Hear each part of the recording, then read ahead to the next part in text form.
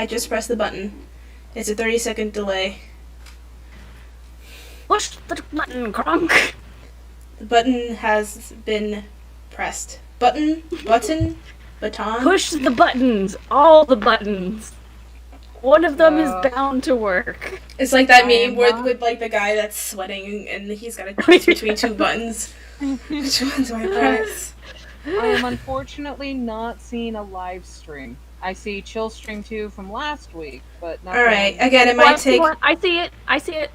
Oh, you see it now? It should be Chill Stream 3, like, again. It's just... Yeah. I don't see us yet, but it might be the pre-stream. Here we go. Yay! Oh, I hear it on your end. Hey. It worked. Oh, okay, cool. Yeah! Yes. How do we look? We should be all on the left We side look and then great. like Yep, we are all on the lanky left-hand side. the right. Yes, Okay. we look awesome. Awesome. Great. And everyone can hear us. Yay! Oh my god, guys, we did it!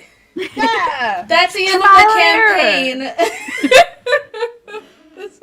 We finally figured out how to set it up. Yay! Oh my god. Welcome to TPK and welcome to our chill stream. Sorry there was no indication on the Twitter. It was sort of a late minute change.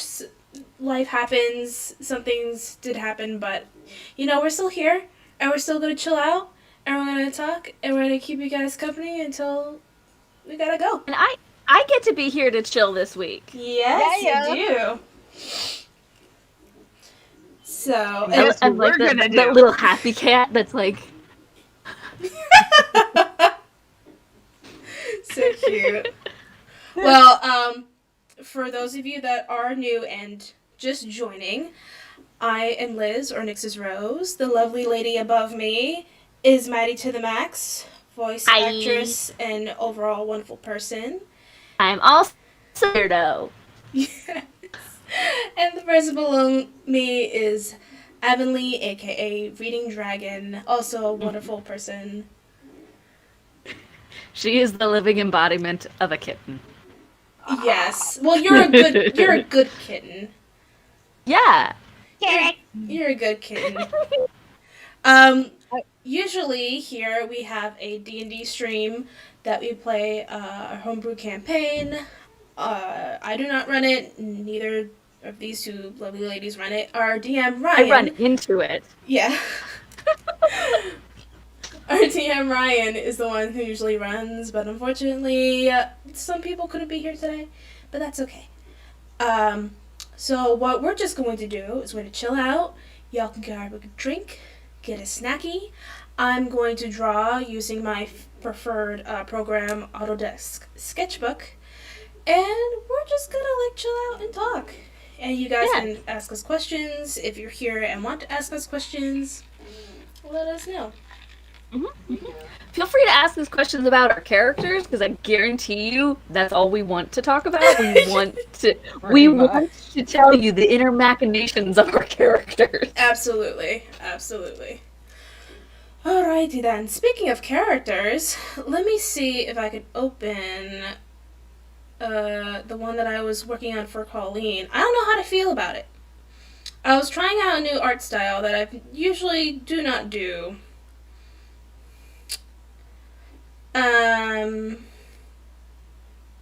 You guys let me But know also, what you Avonlea, think. there's a sword next to you. Yes. We're just gonna acknowledge there's a sword next to you. I have 3 swords next to me. I got this. I have several on my wall, but I want to see this one that's next to you.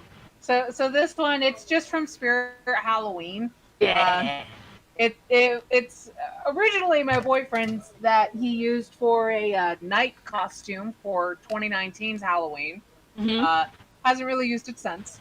I just knocked something over. I don't know what. I will take care of that in a minute, though. I love Spirit Halloween's props. They look so corny when you get up close, but on camera they look amazing. They look so good. I have like this dagger that looks super deadly, and it's completely made of foam, and I love it. Yeah. It's so good. I love Spirit Halloween, man. We're so Halloween is close the to best. Spirit Halloween coming back. Oh I'm my so god, happy. we're almost there. Oh my Spooky God. season is coming. I just spilled water all over myself. It's fine. It's fine. It's hot out. I'm just gonna. Yeah, you know what? Just leave it there. Just leave it. Let it cool you off. Oh. So this is my cane sword. Well, if we're gonna start bringing out the weapons. I mean, It's you guys know about mine. It's Yeah. definitely Oh, right yeah. behind me. Yes, and you've seen my wall of weapons Yup. that's been in many, many backgrounds. So good, though. That's so cool.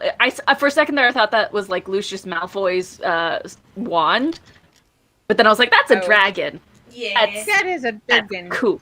And That's it a is dragon." It is a cane sword. It is his wand, except for legal purposes, it's not. For legal purposes. Per legal obligation, it is not a wand. That is owned by Warner Brothers. It's not that, we swear. Totally swear. not. Totally not, you guys. Totally not. And then this sword was a birthday gift last year from a friend of mine. It is a, I forget which character, but it is a Bleach replica sword. However, the blade is real. There we go. So this is the blade. It is a replica for one of the characters of Bleach. However, I need to get this fella fixed because the hilt, the sheath, the scabbard of this sword, parts of it came off, and other than that, it does not exactly fit the blade. Ooh. So it does not stay on. That's no bueno. No, it is not. It is no bueno at all. And the blade needs to be cleaned too. So, because whoever tried fixing it last time did not do a good job. So I either have to look for the original maker of that sword, or find someone that knows enough about that style of katana. Was it To purchased fix it up at a properly. convention? So according to the friend that gave it to me for my birthday, he said that he had it custom made. It was originally for another person, but she had since abandoned it, so it became mine. Okay. Yeah. Because I've definitely gotten some weaponry at cons, and it's definitely been like, well, this... I see why it was so cheap. Okay. Yep. But that's not the case here. Yeah. See, I would not be surprised if that was actually the case. Yep. I love this picture of Colleen. It's so soft. Thank you. I've been trying out a new art style, kinda, and I don't know how to feel about it.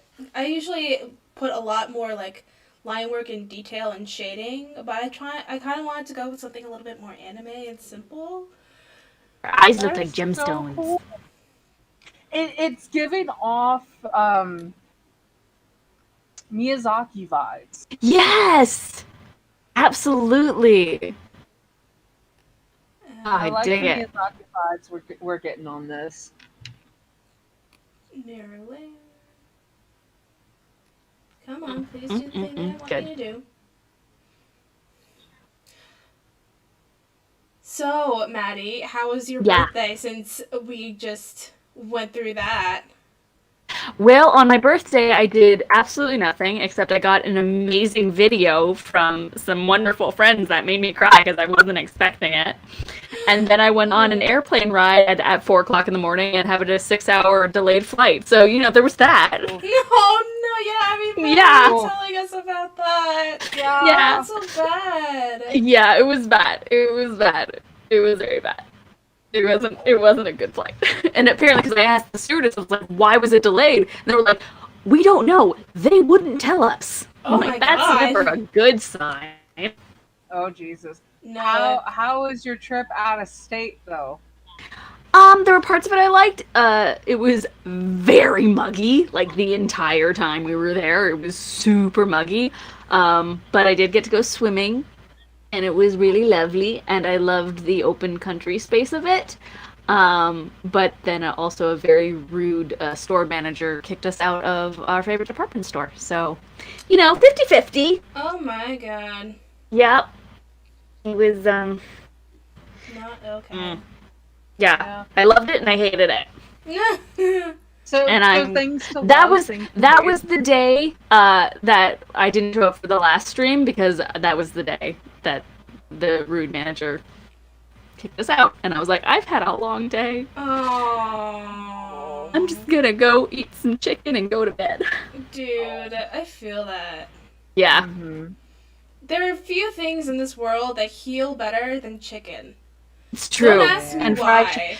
and it was good fried chicken. They like deep fried pretty much everything. Oh. And it was really good. Like deep fried mushrooms, cheese, pickles. It was so good. Ooh. Yeah. I want Deep some- fried I want- pickles, man. They're the best. Oh yeah, I remember the first time I've ever had deep fried pickles. It was at my first anime expo in No, not my first anime expo. It was probably like my second or third anime expo when I still lived in California. And the friends I was with at the time, one of them decided to take me out to the Hooters restaurant that was nearby there, and that was my first time in a Hooters. Oh, nice. Yep. And the waitresses were so nice, I ended up buying a shirt from them. Nice. So somewhere I have a Hooters shirt. But the deep fried pickles were pretty awesome. Yeah. Yeah. I think that there should be a series that's just like restaurant waitstaff tells the weird stories about the weird people that have come in at conventions, or like the theater kids that have come in after their show closes. Oh like my they God, have to have the yes. weirdest Yes. people come in, like the restaurants around convention centers, just like, man, last week was the X Games, this week it's Anime Expo, tomorrow's Comic-Con, then we have a Mormon convention happening, like, oh god. Yeah. Oh boy.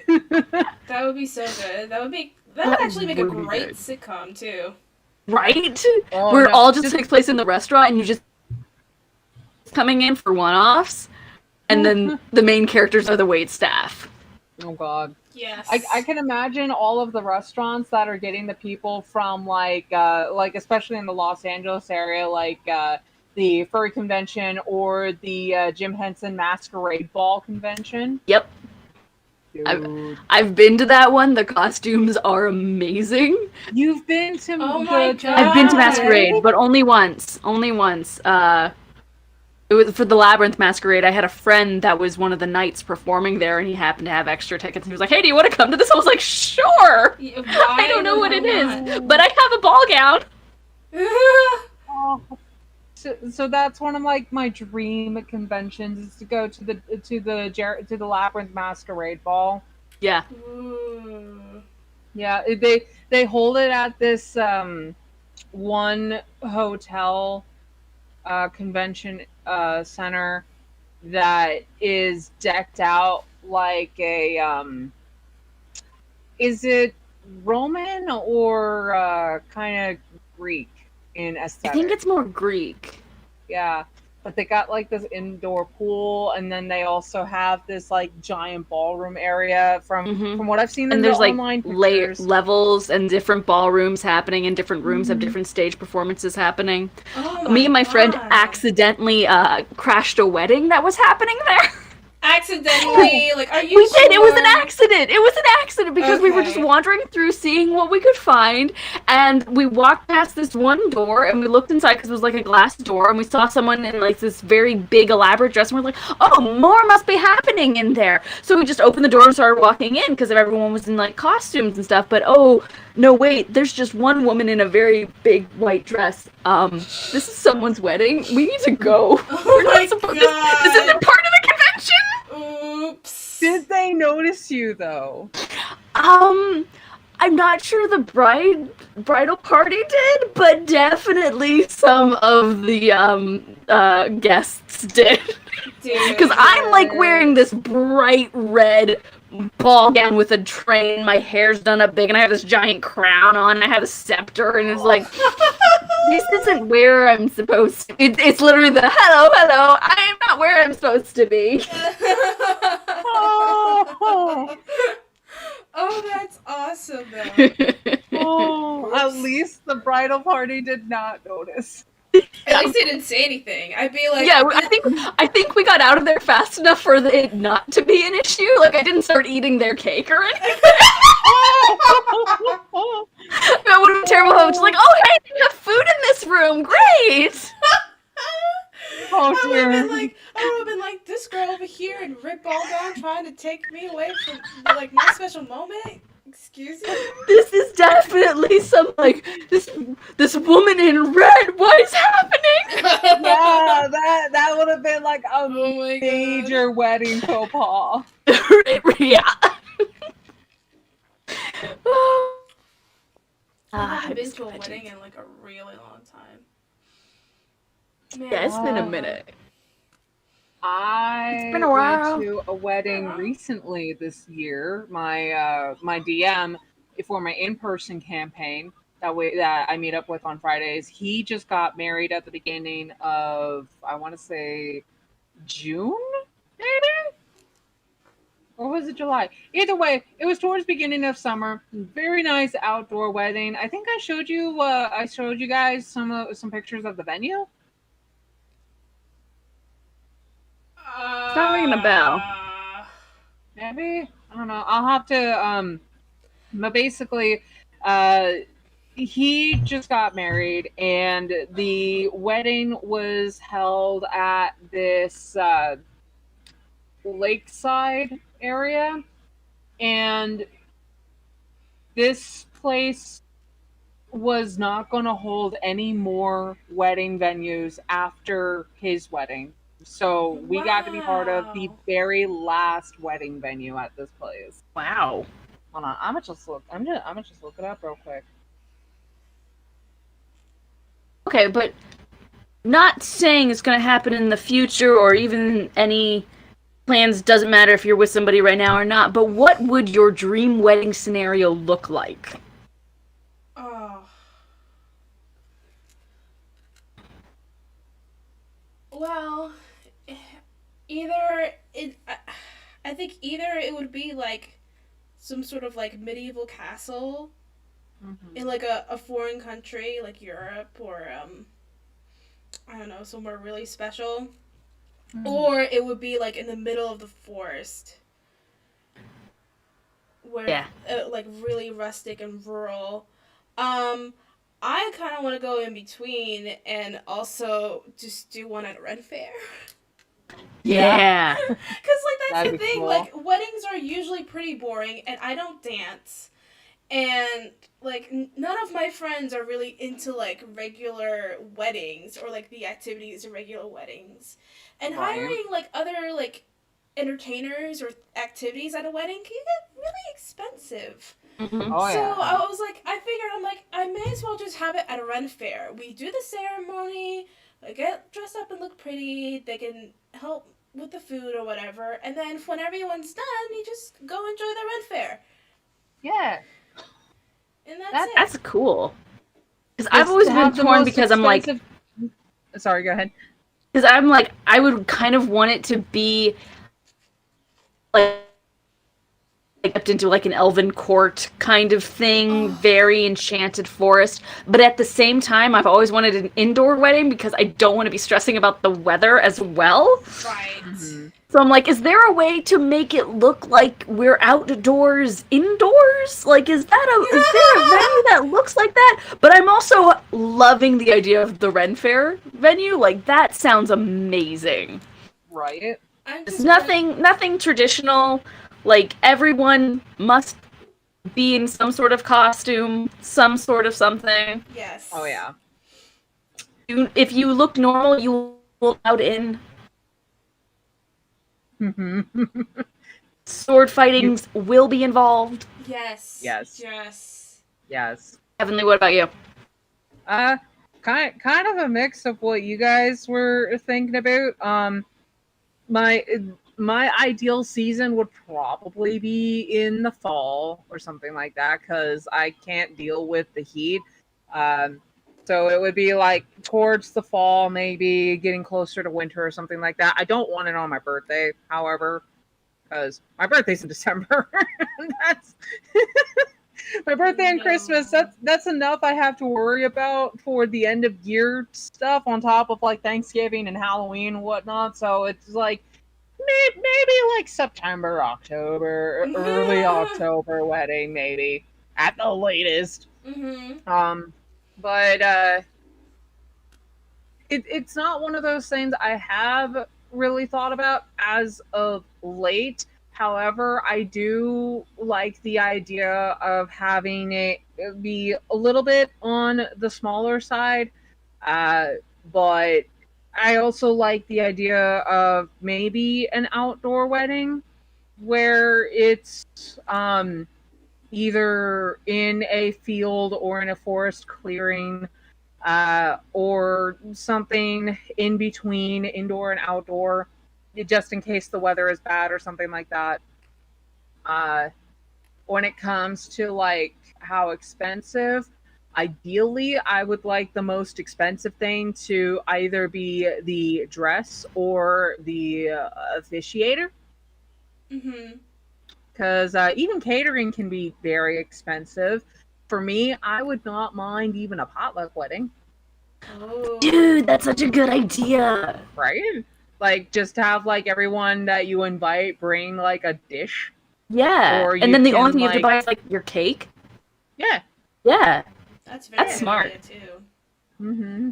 I love the idea of, like, getting a thrifted wedding dress. Mm-hmm. You know, because there's so many at the thrift really? store.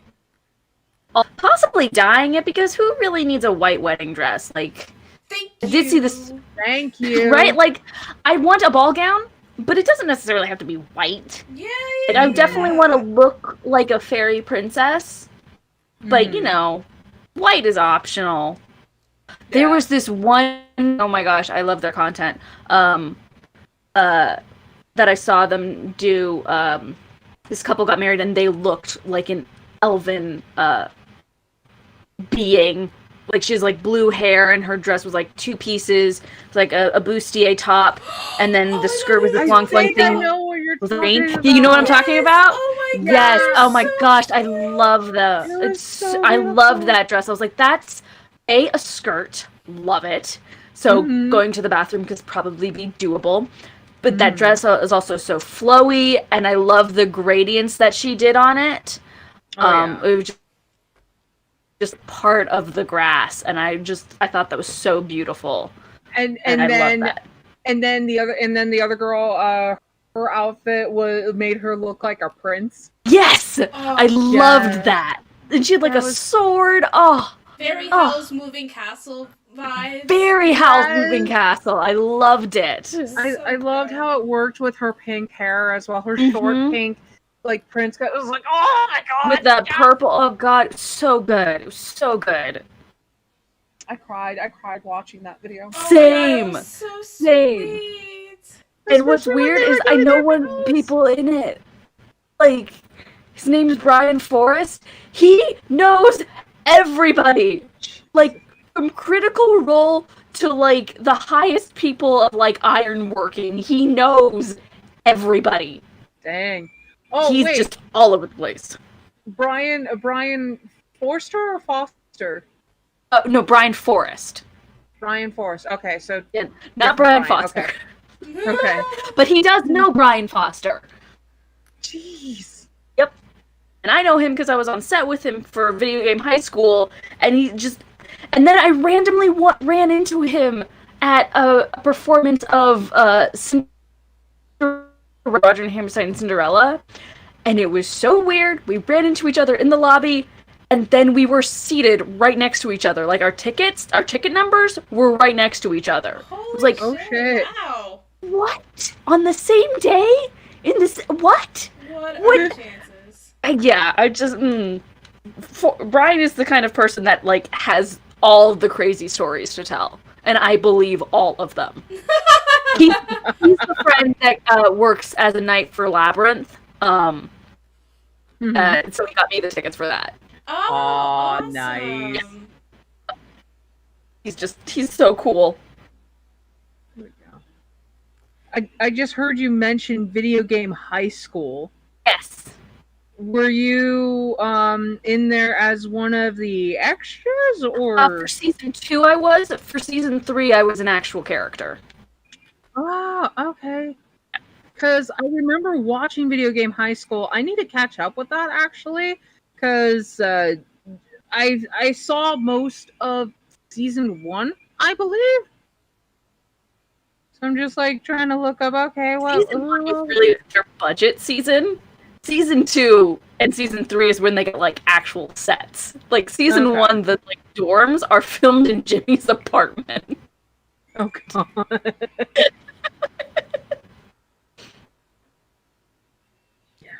Oh, wait. Avonlea, that's a monster? I thought Right? it was the other one. It's not them yet because not everyone in the group was able to make it today. That is worse than the other one, actually.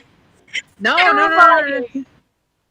So the creature I just showed you guys, that is not as bad as the one I want to set them against. I That's disagree. This is much worse.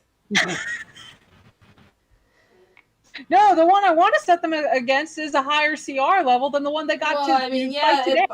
like, This looks-wise, this is terrifying. There's physical CR, and then there's just the mental trauma. Those are two different numbers. You wanna see mental trauma? You wanna see mental trauma? Oh yeah, show them what you were going to do. Mental Because, trauma. I'm gonna just send her the compendium. Yeah. No. Do be aware that I got nightmares from watching Scooby-Doo on Zombie Island as a kid, so I don't have a... No, that was legit terrifying. That is legit terrifying, though. It was scary. Like, I don't care what says. Like, yeah, okay. That was not okay. So, Maddie, check your Instagrams. Okay. She's like, no, I don't want Face hotels for trauma. Oh god. Yeah, I'm not saying what this is out loud. No. Just in of course case. not. Yeah, just in case any of my players happen to be watching this stream later on. No spoilers. I'm not gonna give any spoilers. Just know, y'all gonna be going through some shit. Oh my god. And to my players, I love you. Maddie, love you. Why? I know, right? But Oh, honestly, I would rather have that than the other one. Ah! Well, you would rather have the first one I showed you than the one that they went up against today? The opposite. Oh, okay. Yeah, okay. Because at least with the one that you were intending to use, the monster you were intending to use, you can make eye contact with it. There's something about a monster that you cannot make eye contact with that's just way worse. Yeah. Gives me like Slender Man vibes, and I don't want that. Yeah. No, but yeah, I found this thing online as I was looking up things that I needed for my game, and I stumbled upon this, and I found, hey, you can like totally get to this thing and just like see all of it, and I was like, oh my god, yeah, I'm gonna destroy my players. Happy DM noises and like sad crying player noises in the background. Yep. Evil DM cackle. Yep. Oh my god. Yeah, no, and I love some of the options for how to customize some of these things. Oh no. Yeah. I didn't even look at that. So Liz, the first one I showed you, Yes. it can be customized. I figured. Well, thank goodness for that. I know, right? You know. You really need the customization. If it doesn't fit what I You know what want... this monster could use? More individuality. I really need to fuck up my players. But Yes. So cute. Alright.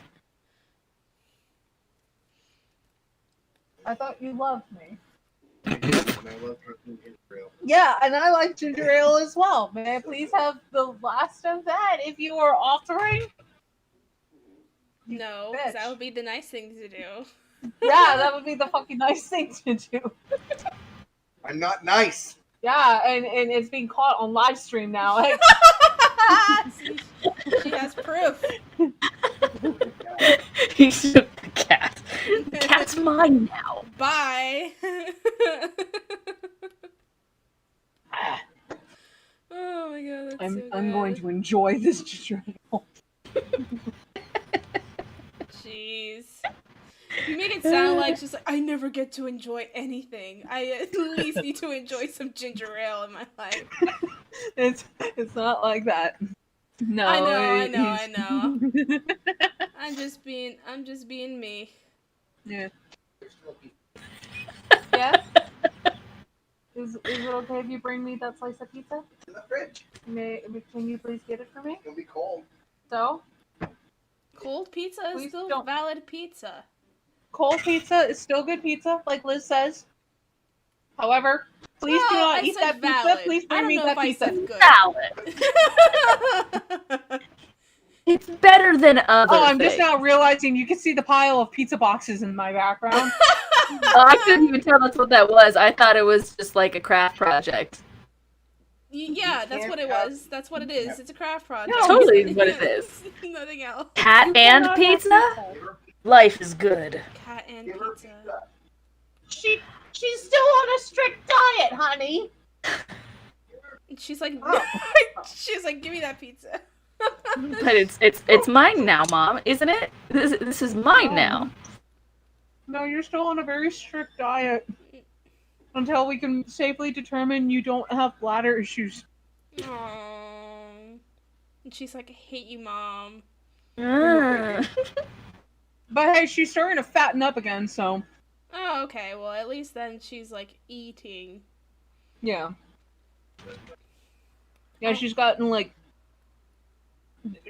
when I pet her now, Uh-huh. her sides do not feel super bony anymore, which is Oh, good. good. Good. Yeah. She was having a little bit of issue with her weight before I switched her diet up. We love cats in this house. We love dogs. We love animals in this house. Dogs be good. Dogs be very good. Dogs be Oh such my God. good. So my boyfriend's older brother, he has 3 dogs. Yeah. 2 of them are purebred dogs. One of them is a mix between the 2 purebreds. Because that's the puppy of the 2. Mm-hmm. But one of them is a purebred giant Alaskan Malamute. So he's a big fluffy boy. Ooh. The other one is a purebred German Shepherd. And the puppy is the mix between the 2. So fluffy German Shepherd? She actually looks more like Mom, but with her dad's coloring. Okay. Oh, okay. Yeah.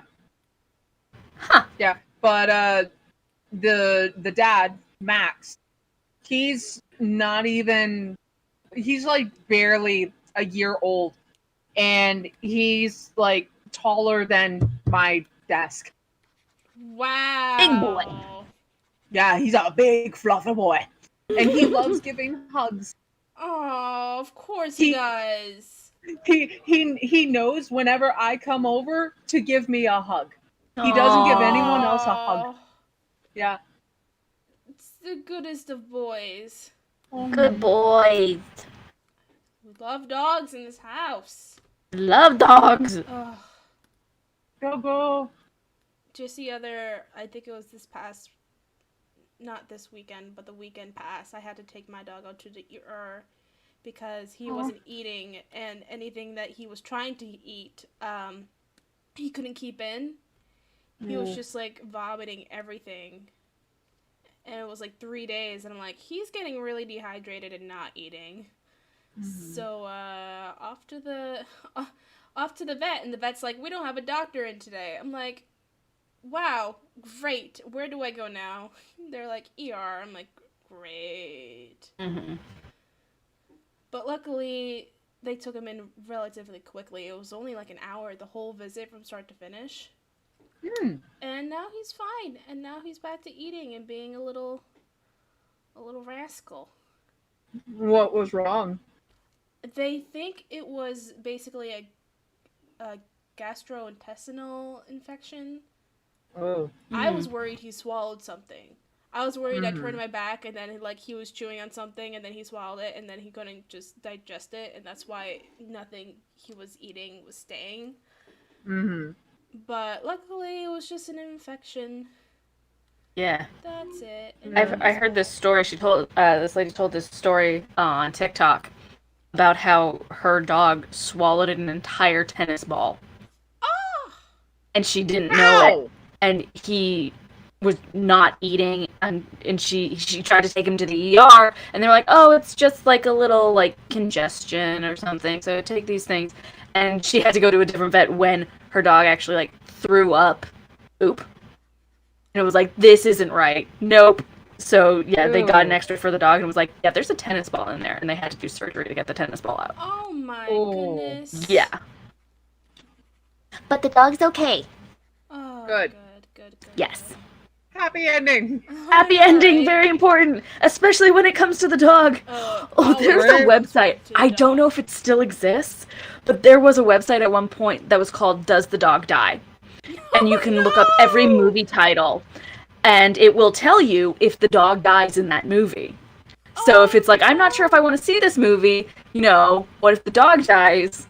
Because like there's a dog in the trailer or whatever, and it will tell you if the dog dies and how sad it is, so you can judge, because some people are like, nope, I'm not watching this movie if this dog dies. You know what? That is a needed service in this world. Absolutely. I would think that it would still be around. I have to look that up. I'm sure it has to be. Unless people Right. just stop making movies where dogs die.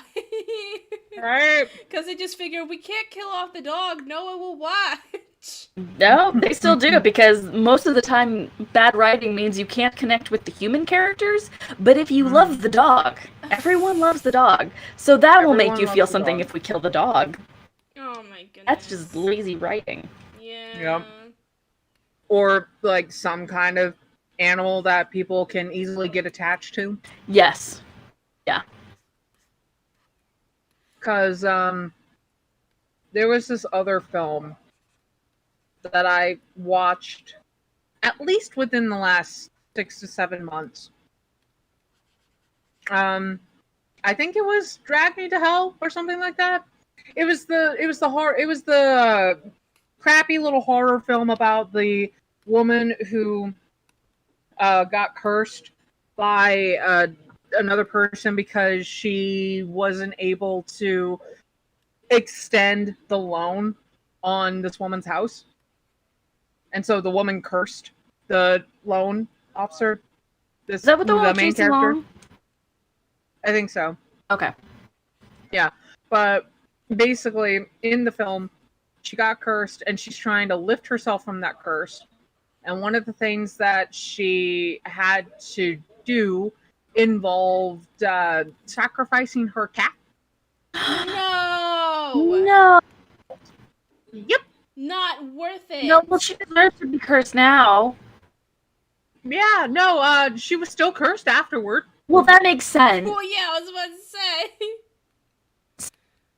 Yeah. Yeah, So, no. You don't do that. No. Yeah, no. And that's why she died. Yeah. Yep. Don't kill your pets for sacrifices. Do Yeah, not sacrifice seriously. your pets. Nope. Moral of the story: That's do not not okay. sacrifice your pets. Nope. Don't kill cats.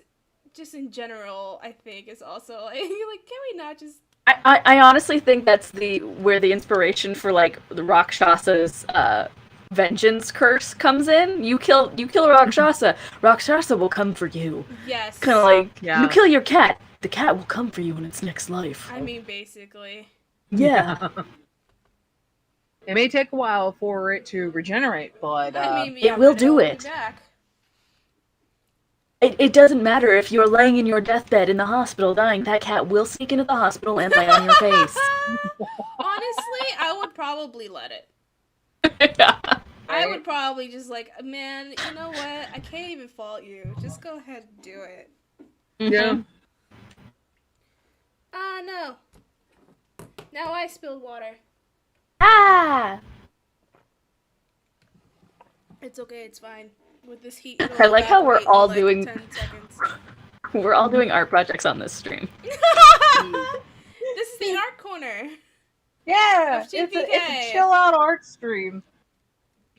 That would be so wholesome That would be. compared to like the Just absolute craft with us.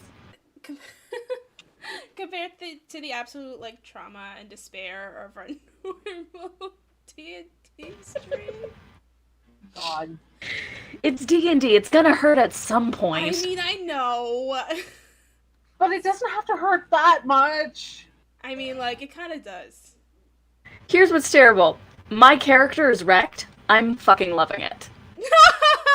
I'm like, yes, right? the drama. I get to feel this. I get to emote this. Ah. Yes, like as I mean, the I player, had you're Ryan like, my backstory and was "Yay!" like, here, emotionally destroy me, please. Mhm. I want to feel something. I just wanted to be a Feel wholesome something. character. Oh, the character can be wholesome. The trauma is real, though. Yeah, of course. I have a feeling Ryan might have plans. I'm sure he for does. sure. He definitely does. Yeah. Absolutely. But then it'll also depend on if he actually looks at the things that I have made for my character, Ryan. Yeah, she's calling you out. Please look at the things I made for Von Thorn, Oh Ryan. my god. Sometimes he just needs some reminders of things a couple of times. Stop it, he's already dead. You can't. Ryan? No, oh, I'm sure he's dead inside. It's fine. Most DMs are. You know what would be a real M. Night Shyamalan twist? What, if he was not dead inside? No, if he was actually dead, and Cass is just like hiding his body, and it's taking a while. You know what? I mean, I honestly, I wouldn't hold it against That's him. why he keeps canceling. Yeah.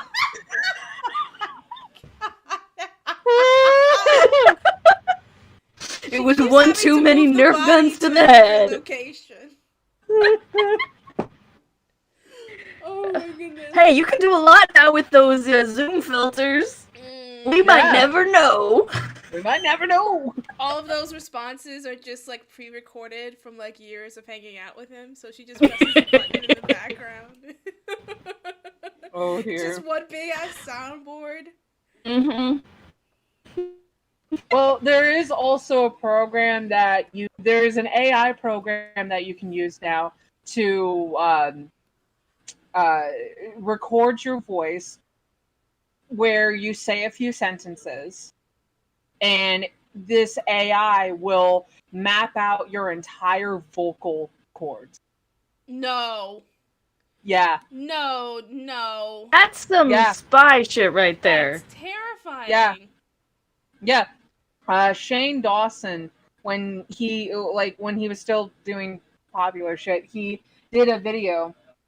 When Shane Dawson was doing his conspiracy theory videos, that he did a segment on the AI voice recorded stuff, and he found a program where you record yourself saying a few of their pre-designated lines, and it maps out your entire vocal set and you can type out a sentence, and it will read the sentence out loud in your voice. No. Yeah. No. Yep. Deep fake is real.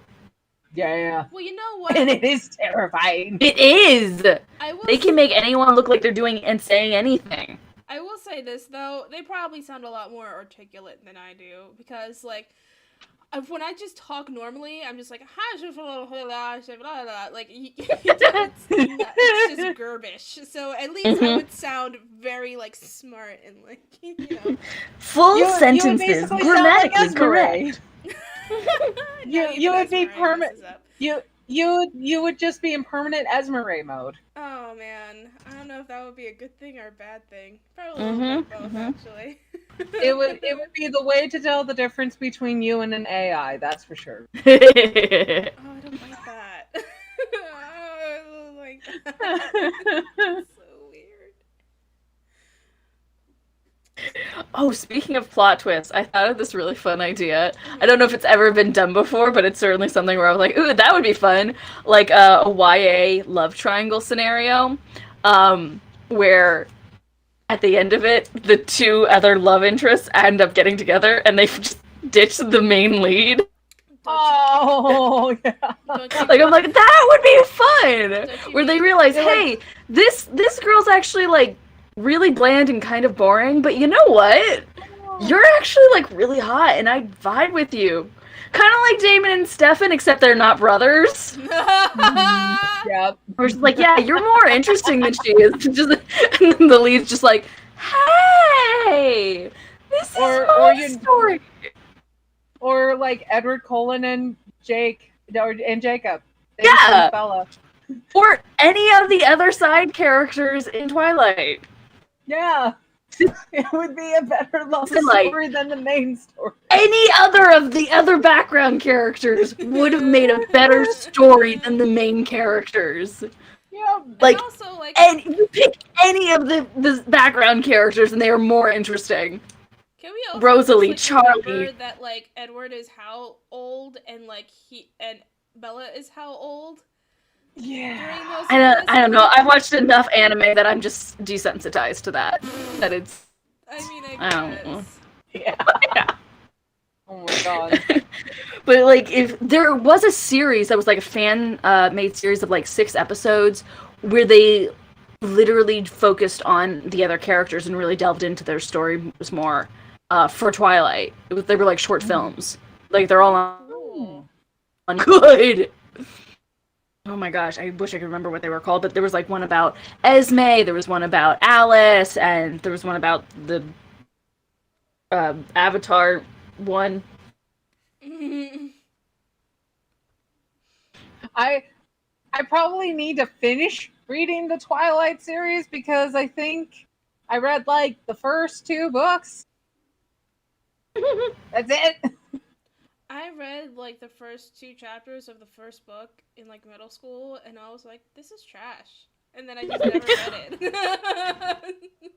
Totally valid. Totally valid. Twilight actually got me to read, so I will always and forever love that about Twilight, and I unironically love the final Twilight movie.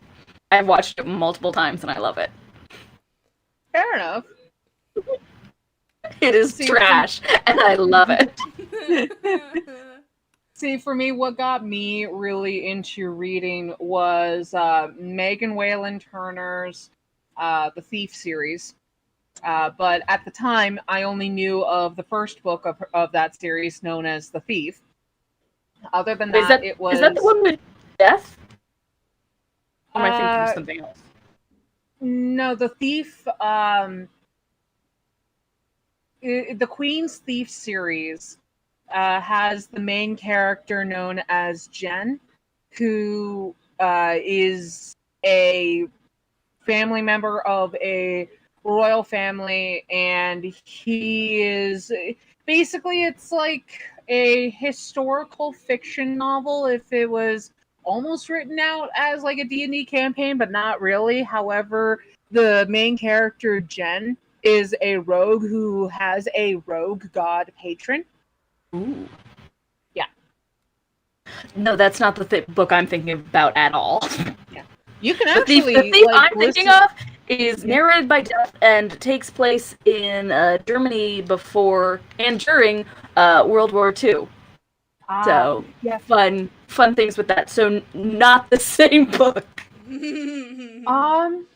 I want to. It doesn't really say what the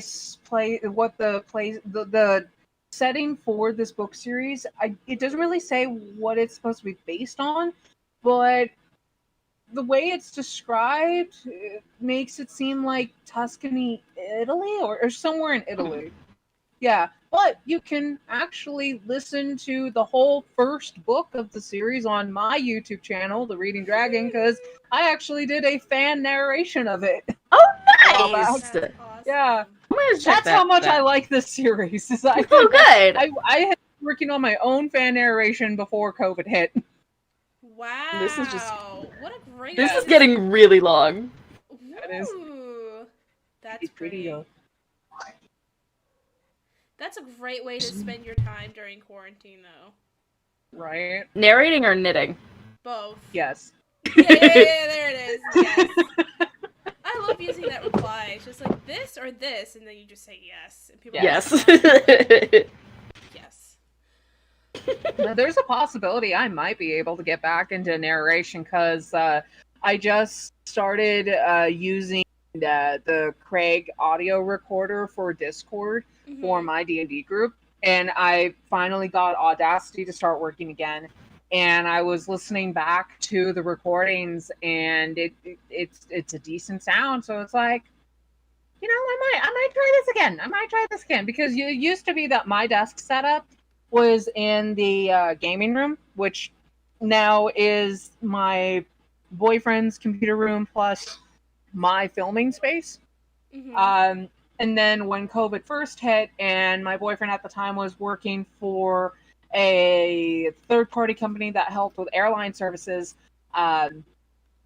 when he was working from home at the beginning of lockdowns, I had to move my recording setup to our bedroom where I was sitting in the closet. And it was very uncomfortable because I didn't have a good chair setup or standing setup or anything like that. Just not a good setup all around. Yep. I did that too. Yeah. And then for a little bit, I moved that setup back into that room and tried doing things there, and life happened. And now my entire setup is out here in the living room. And one of the reasons why I had been so reluctant to get back into narration is because my setup is right next to our one air conditioning unit for the entire apartment. Oh, no. Yeah. Oh, that's Although, I will say, if you're using Audacity, there is a very good tool in Audacity that removes background noise very well. If you just have a silent moment before you start, you can select it and be like, remove this noise from all of it, and it will do that. Oh yeah, no, I was utilizing that for a while. However, I hadn't been using Audacity since like before pandemic hit, and I'm pretty sure I had to nuke my laptop during that because it had started running super slow and it was doing a lot of slow. It wasn't doing well. So I had to have a friend help me nuke it and restart it from scratch. And luckily, I just saved everything that I was able to save before nuking it, so that way I can reinstall a bunch of the stuff that I had program-wise. And so I have Audacity, and I just need to relearn a couple things just to get myself out of the rust bucket. There is a plugin that I need to look for again. I think it's called Fishphone. It was the program that softened the T's and the S sounds. Oh, yeah. Yeah. And my Audacity, as it is now, does not have that plugin. So I have to go look for that plugin, reinstall that plugin, and just go have at it. very similar thing happened at beginning of lockdown because my original setup was like in the corner of my bedroom, and my old bedroom used to just be packed full of so many things on the wall. It was great for noise editing, but then that ended up not working, so I tried to move to my parents' walk-in closet, and that was super awkward whenever my parents were in their bedroom because it was like, oh, stop talking and let me do auditions. And then I invested in a sound booth, which is very heavy, and I love it dearly. And when I didn't have it on the trip I was just on, it was like, I miss my sound booth. I love my sound booth. Yeah, I heard it cost you a pretty penny. It did, but it was actually cheaper than most sound booths. Oh. It was actually, I got it at a really good deal because someone was upgrading to a bigger sound booth, so they were getting rid of their old one, and it was like, that's a really good deal for a sound booth. Nice. Maybe I should look to see if I can snag a sound booth in my area. Idaho doesn't really have a whole lot in terms of like creative communities. Yeah. I don't know how much luck I'm gonna have, but it'll be good to find out. It might be something you have to drive out of state to get, like if you rent like or something and go get it. Yeah. Yeah, that would be my luck. Yeah, because the ones that they ship to you, those are very expensive. Oh, yeah. I did, however, find a video on how you can make a collapsible one for under $2,000. Yeah. Whoa, really? Mm-hmm.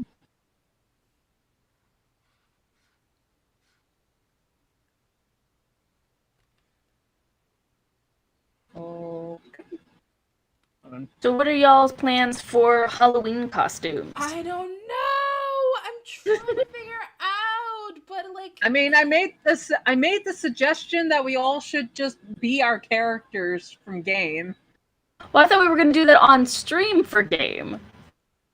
I mean, yeah, and Halloween falls on a Sunday this year. Liz, I remember you saying that like if we can get Ryan in on it, we can totally like switch game to be that Sunday, so that way we can like do game on Sunday and be our characters. We possibly could. Yeah. I don't know what Cass and Jack's schedules are gonna be that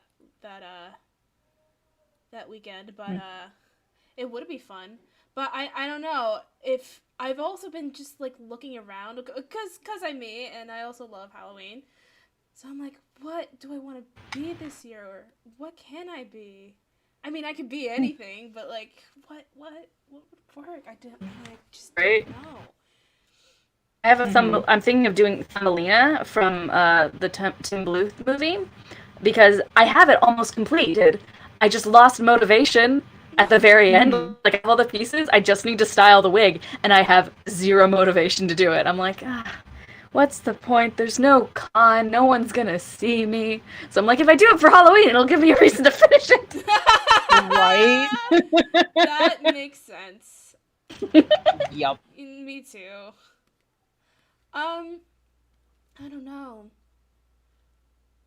I don't know. I've always wanted to do Morticia. Oh, that'd be fun. You would look amazing as Morticia. Yes. Do it. I've just like it's so like maybe this is just me, or like at least growing up, it was very hard to find people of color that were also sort of like part of the goth community. Mm-hmm. And like who like are just like who like took in that aesthetic. If growing up, it was really hard to find. So like I never really thought that I could do it, but I guess now, especially, that's definitely changed. So I'm like, yeah, you know what? Morticia can have like olive skin. It's fine. Yeah. Absolutely. But I also Liz, I'm sending you a link to the video I found. Wonder Woman for Halloween, and I was like, man, I would have to bulk up, but I mean, I could do it. I love Gal Gadot. She's a fucking icon. I've been eyeing the new Captain Carter from the What If series because Peggy Carter is a boss. Yes, she Just don't know how to make that Yes. armor. I would have to buy it. So I was wrong about the price of the DIY vocal booth. It's not under $2,000. It's under $200. Oh, that's even better. There you go. Most of this stuff you can find at your local hardware store.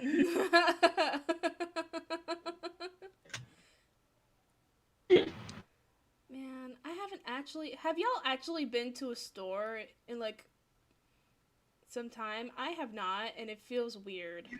A store? I mean, like, I did go to an apothecary when I was in Virginia for a bit. Oh, I did so go to a not like a Walmart, grocery but, like, store, but like a store. I mean, like, sort of like shopping mall stores. You know what I mean? Oh. I can't remember the last time I went to a mall. I know, right? Okay, so it was. I don't that like was going to the me. mall. I love weird little niche craft stores. I don't like going to the mall. It's all expensive and none of it fits me. But I think the last thing I really went to was my local party store, Zurcher's. Because Zurcher's has started amping their merchandise to almost becoming a year-round Spirit Halloween. No way. Yeah. So Zurcher's originally is parties and weddings. So they do like party decorations, they have costumes, and they also have stuff for like other events as well. So like if you're doing like a birthday party or a wedding or a baby shower, they have sections for that in their store. They also have a costuming section and Halloween section. They don't hold a lot of the Halloween stuff year round. How that's Halloween specific. However, they do have costumes and they have props, and they started holding a lot of costuming makeup and whatnot, and they started holding almost Spirit Halloween quality items in there, including liquid latex, scarecrow fangs, and a couple prosthetic pieces as well. That sounds awesome. That sounds really cool. It's where I got a lot of my Morgana cosplay stuff. I remember your Morgana. Your Morgana was so awesome. I miss the other Morganas though. Like Morgana Le Fay? No, like from Glenn's Black Tide's story arc. Oh, that's right! I Yes. forgot you played Morgana! Mm-hmm. Yeah. You I look was so one good of as the Morgana. Morganas. Yes! I was one of them. I was also one of them. Yes. This looks so cool. I miss your interpretation of Morgana! Oh my god. I still have the dress. But I also keep the dress for me, just because, black dress. Yep. I'm gonna keep it. Of course. I have very few items that are not black. This is like the first thing I bought in a long time that's just not black. Mm-hmm. Although that crop top does look very cute on you, Avonlea. Thank you. Is that a I butterfly actually or a have moth? to. It's a butterfly. A butterfly, okay. I got it at Ross. Because there's a Ross just down the street from me, and they were having a really big sale on a bunch of their stuff, and I found a bunch of their crop tops. And at this time, I'm just glad that I'm wearing something underneath it, because this part kind of like is a bit on the shorter end.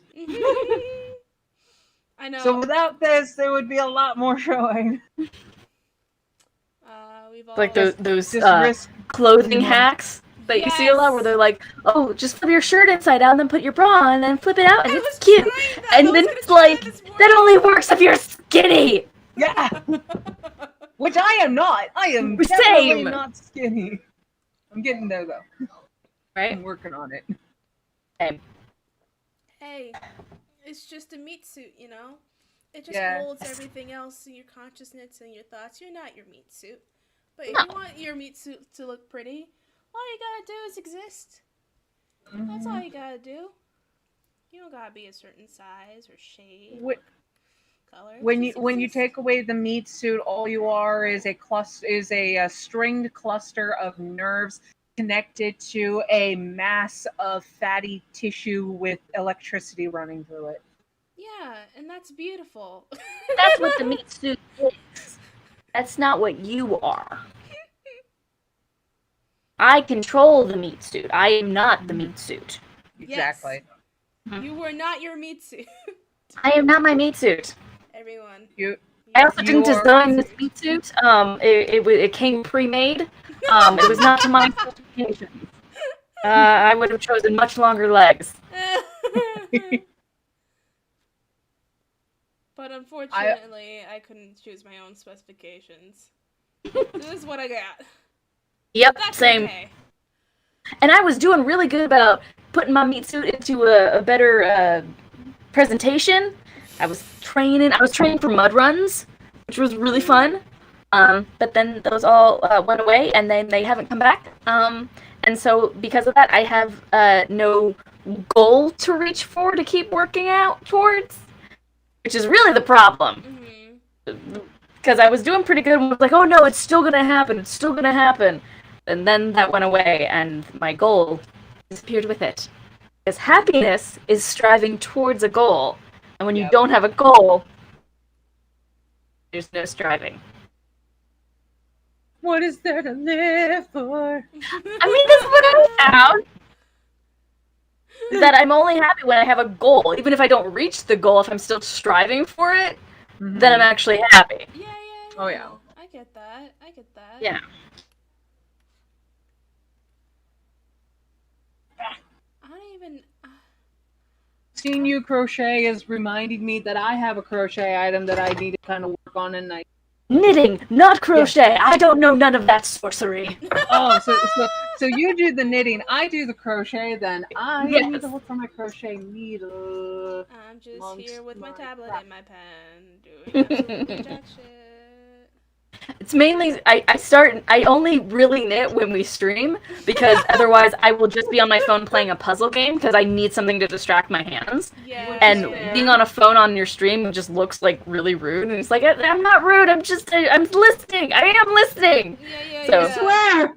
Yeah. I'm listening. I swear I'm listening.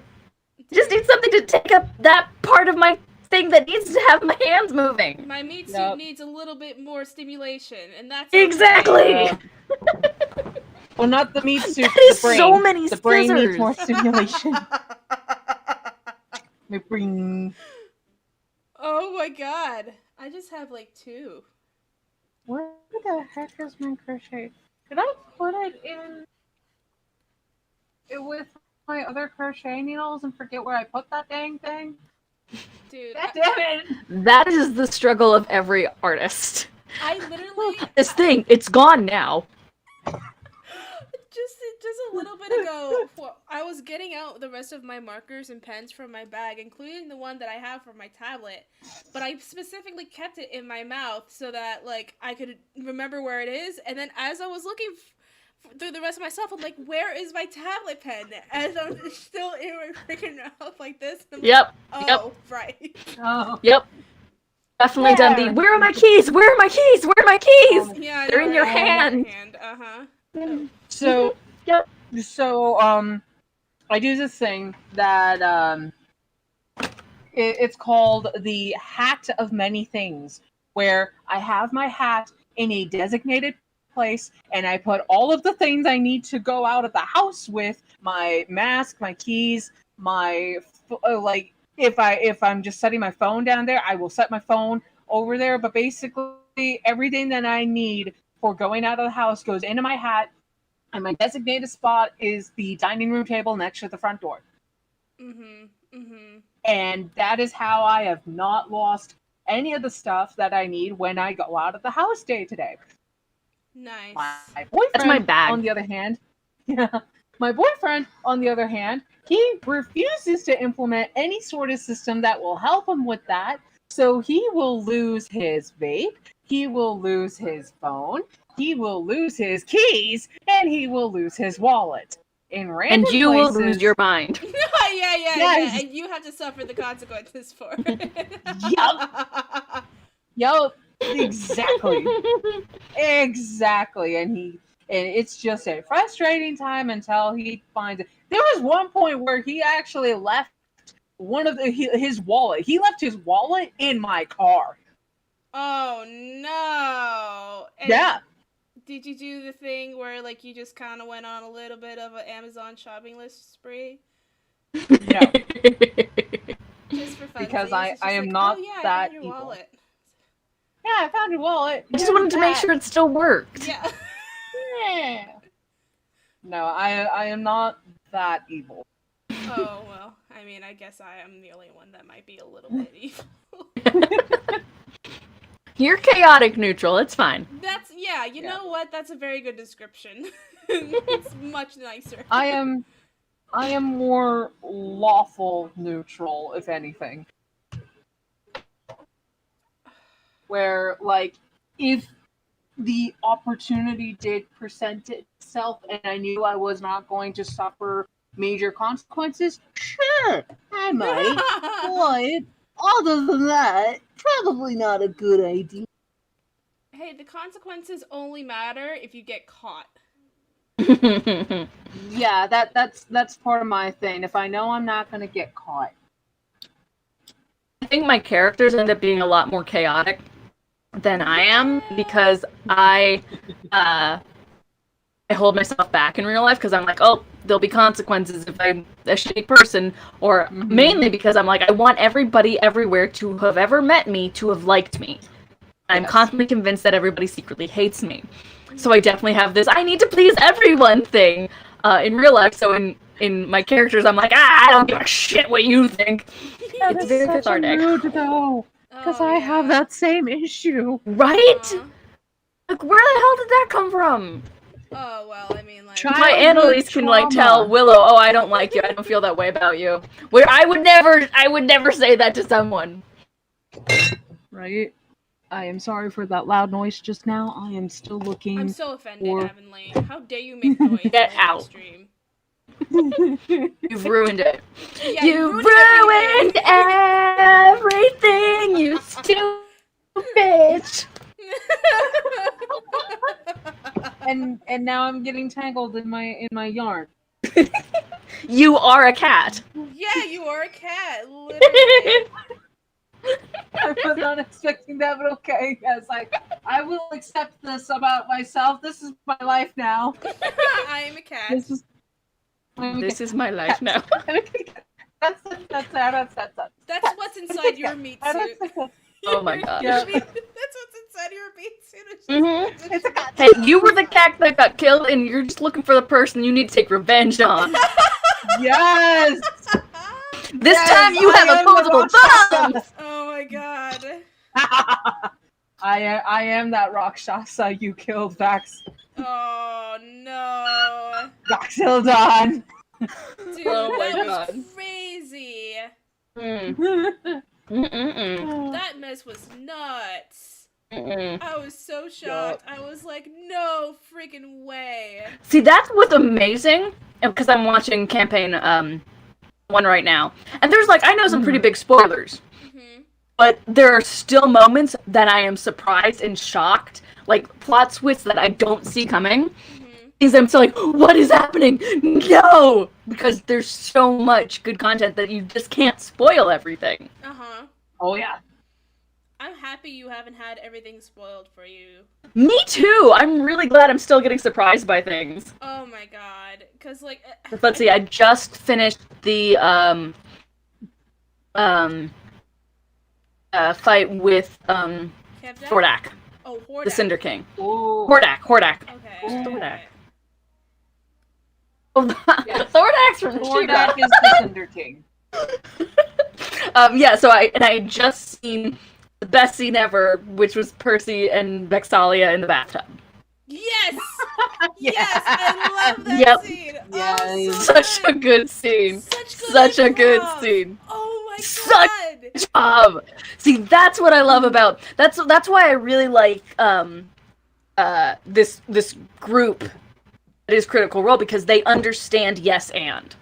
They understand that you roll with it and you just go, yes, okay, yep, here we go, we're doing this. Matt is so good at it. Like, there was a point when, I don't remember his name, one of the guest actors came in and he just started, like, Benny, hey, man, it's been so long since I've seen you. And Matt just fucking rolls with it. And it's so good. I love yes and. It's why we don't like one person we don't talk about. Yeah. You gotta yes and. That is D&D at its finest. Yup. Now, for those of you that aren't familiar with D&D or role-playing, it's sort of... Yes, anding is more or less like sort of going with the flow when it comes to roleplay. Actions have consequences. But also you can die and come back. Fuck, here comes the consequence. Oh my god. Oh my god. And if you're wondering why we're making so many TikTok references, most of us also have, like, TikTok accounts. Yeah. We all know each other because of TikTok. Yeah, because of TikTok, we all met through TikTok. Speaking of TikTok, I'm gonna throw out a little shout out to Vamps of New York. I was actually watching their stream last night on Twitch. Oh my god, I was laughing so hard. It was so good. And like for once, I actually had time to check out their stream because usually I also have a game at that time. But, we just didn't do it, and I was like, you know what? Yeah, I have time to check it out, and it was so good. It was so worth it. Yay! You guys should definitely check them out. They're great. Well, that's what fell off my desk. I love those moments, man. Just like, that's what that was. Yes. This was like 3 hours ago. Of course it was. Of course it was. I'm still on for my crochet needle. Oh my goodness. Oh my goodness. All right. I think I'm just glad that most everything is organized. Ish. Oh my god. I just recently cleaned out my entire little office space. So this room that I like kind of like do all the streams and activities and whatnot in is I just call it an office space. It's just a spare room that I have. But it was bad. It was messy. There was so much shit everywhere. And so I finally took the time last week to just get rid of all of it. And I was so happy. I was so happy. I'm like, oh my god, this place is actually clean and usable. Right? I moved in the past, let's see. I think so. I moved mid-2020 twice. So I got rid of a bunch of stuff and like aired it out and then reorganized it twice. So I'm like, yeah, pretty much everything I have is what I like. Now I need to refill it with stuff. I know I would refill it with stuff if conventions were happening. I would be buying so much random. Yup. I love that TikTok audio. Not this year. What is it? It's minimalism is for rich people. I'm poor. I need stuff. Right? Yes. Like, yes. You know, that's such a mood. That is It a is a mood. That is mood. such a mood. I totally. Why I get go to that. Spirit Halloween. Yes. I Yes. Oh, when will they be open? When will I be seeing October. them all over again? Only October. It should be earlier. Well, I thought Spirit Halloween started opening up in other places like now. I haven't seen any. I haven't seen any. I've been seeing TikToks of people like, hey, it's open in my area now. Oh. Jealousy, jealousy. Yeah. Oh, jealousy. I love the jealousy. All right. Oh well, I'm gonna save this and work on someone else. Yeah. Yes! Oh, God, I love her eyes. They're so pretty. They look like gemstones. Yes. Oh wait. I'm just gonna wait for the stream to kind of out on her, because like what I can see now, which is kind of like a halfway bit, it looks like She-Ra style now. I have to find the artist on Instagram that I sort of like. I studied their style. It is very anime. Mm-hmm. I just can't remember their name, but I was looking at their style and I was like, I kind of like that. I want to try that because, at least for me, Of a digital. all the characters, of our characters that would have like big anime features, it would be Colleen. Yes. Yeah, with like big eyes. Yes. Sweet. But yeah, like as an artist in general, like I usually stick with one particular style. And I kind of want to branch out, but like I'm way too afraid to. So I'm like, I may as well do so with characters that I love, and I love all of your characters. Right. So I'm gonna be right back. I gotta go get something. yeah, if y'all need to get a snacky or No, I need to get a pair of scissors. I have lots of snacks here. Oh man, I wish I had snacks right now. I'm kind of hyper fixating on the fact that I cannot find my crochet needle. That is my current hyper fixation. I shouldn't laugh at that, but like I laugh because I've been there. You know what I mean? Right? I laugh because I've been there, and I totally get you. Yes. Oh man. You know what? You understand my pain. I do. I definitely do. Oh, that's my phone going ding. I mean, it gives me a chance to like look through and see what else I have. Like, this little notebook actually has a list of all of the TikTokers that I needed to tag for some of the fan art I did 2 Christmases ago. Wow. Or was it last Christmas? Yeah, no. And when Maddie comes back, she's on this list too. Because when I did fan art for no, this was last Christmas. So the fan art I did for Christmas gifts for the Rescue Row plot in the Hogwarts Professors tag, and the Winter's Dream plot in Hogwarts Professors. The fan art I did for those 2 events, I made a list of everyone that I needed to tag. Maddie is included in that list. Okay. Oh, so you remember the fan art I did, the group fan art I did for Rescue Row and Winter's Dream? Yes, I remember that. That was You mean that one right there? Yes. Okay. Yes. The one that's on my wall and I treasure with all my heart? Yeah, I remember that. Yes, that one? Yeah, no, I found the notebook where I made a list of all of the TikTokers I needed to tag in those fan art pieces. Okay. Yeah. During my quest to find my one crochet needle that I'm looking for. On that quest, I managed to find one. It transferred. It transferred from your house to It dimension doored over here. Dimension hop. Great. I want in like a homebrew D&D world for like socks to actually go into a magical plane. Oh my god, like, yes. Socks to go into a magical plane. Yes. I want to have like someone make a quest where like a king will grant you literally one wish, or like a wizard will grant you one wish spell if you can go to the dimension of socks or the plane of socks and find his one missing sock. Yes. Literally, it's like finding a magical sock in a giant ass haystack. Yep. Just diving in and it's just socks everywhere. Finding a needle in a stack of needles. I know, but like it's just socks everywhere.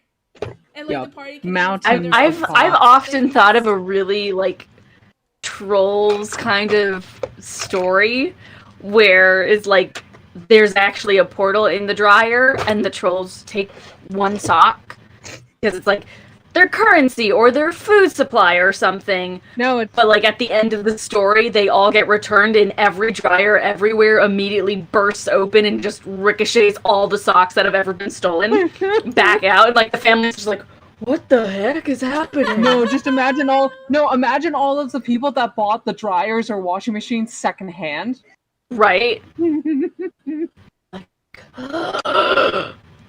Whose socks are these? My So many socks. Dude. Why are there so many socks? Oh, right. Okay. I think I found the artist. I hope I'm pronouncing this right. Hey, BG, HEYBIJI on Instagram. I love their art style. Again, very simplistic, but also very anime. Small lines and big eyes. Ugh, I love their stuff. Mhm. Let me see if I can share this profile. Yep.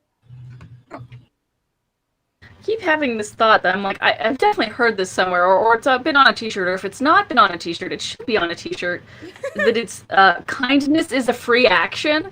Yeah. Has anybody else heard that? Yes, I think yes, so. Where did that come from? I don't know. It probably Like, was I want it on a shirt. Wait, wasn't that a Critical Role thing around the Was time that it? you made your Critter Love video? No, that wasn't in my critter kindness video. Although that would have been an awesome. That would have been great, Like, but I'm that would've definitely been like, great where did I hear that? Where did I hear kindness is a free I action? feel like it like, probably was like. Was that an EXU or something? I don't know. I was thinking TikTok.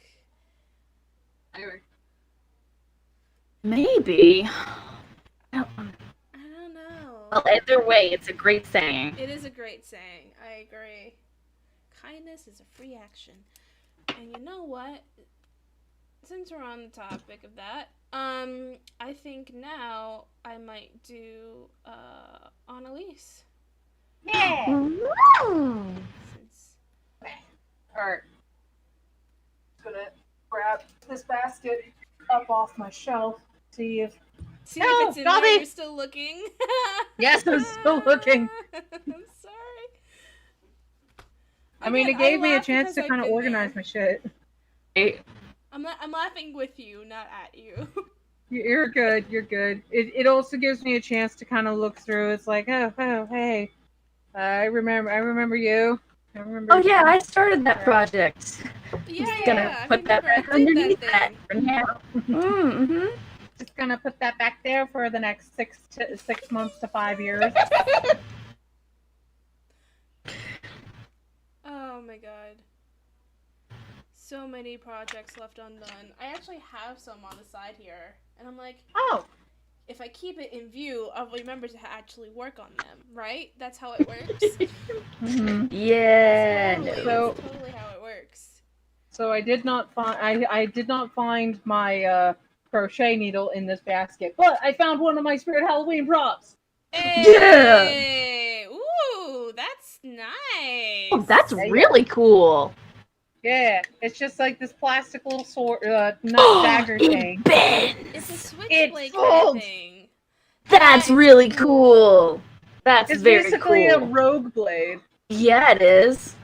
And I had gotten it because I had an idea for one of my OCs that I wanted to make for my TikTok that never got made. But yeah, Mm-hmm.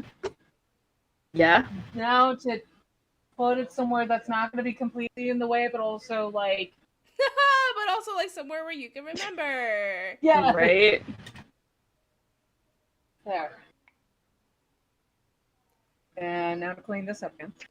Good job.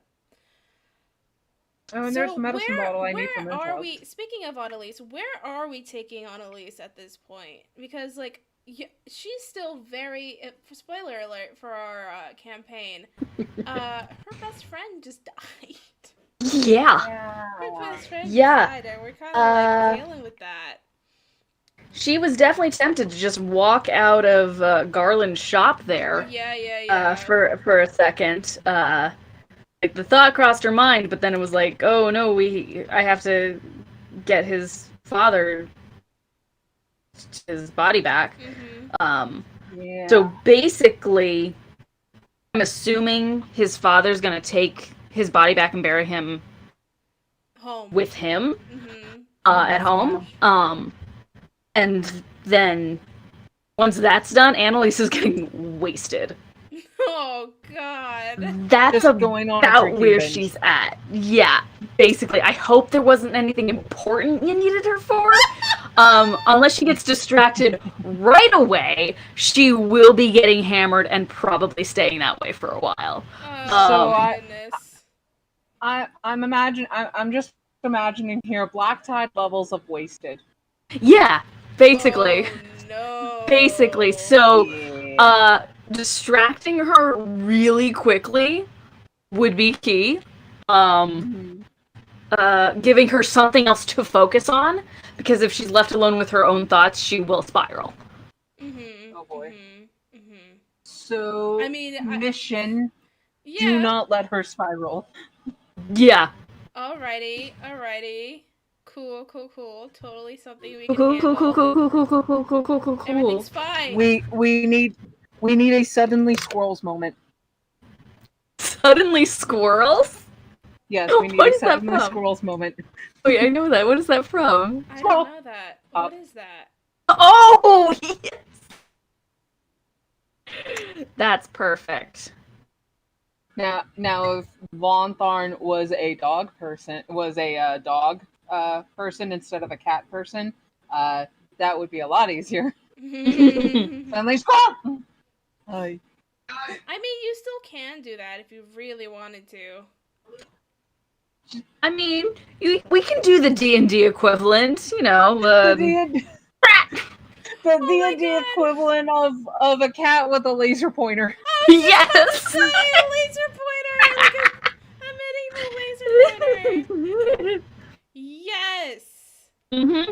Ryan, if you Down. can make like a homebrew like laser pointer It's item. basically like a sunlight and like a magnifying glass. Yes. You just like move it around. Annalise just finds that. It's just the daylight spell, but mini. Oh my God! Yes. Annalise just happens to find the item that does this, and then she's like messing around with it. Suddenly, Von Tharn just sees this. Is like, Her eyes just become like the Puss in Boots eyes of Big. Yes. Oh my goodness. or toothless eyes. Right? Toothless when his eyes get big. Yes. I'm so Because in about the this. How to Train Your Dragon series, dragons have a lot of cat-like qualities. Yes. And that was purely based on the designer for the dragons because he designed Toothless off of his black cat. I thought it was that he based it off of a Black Panther that someone had a picture of in their office, and he was just like, do that. Make that a dragon.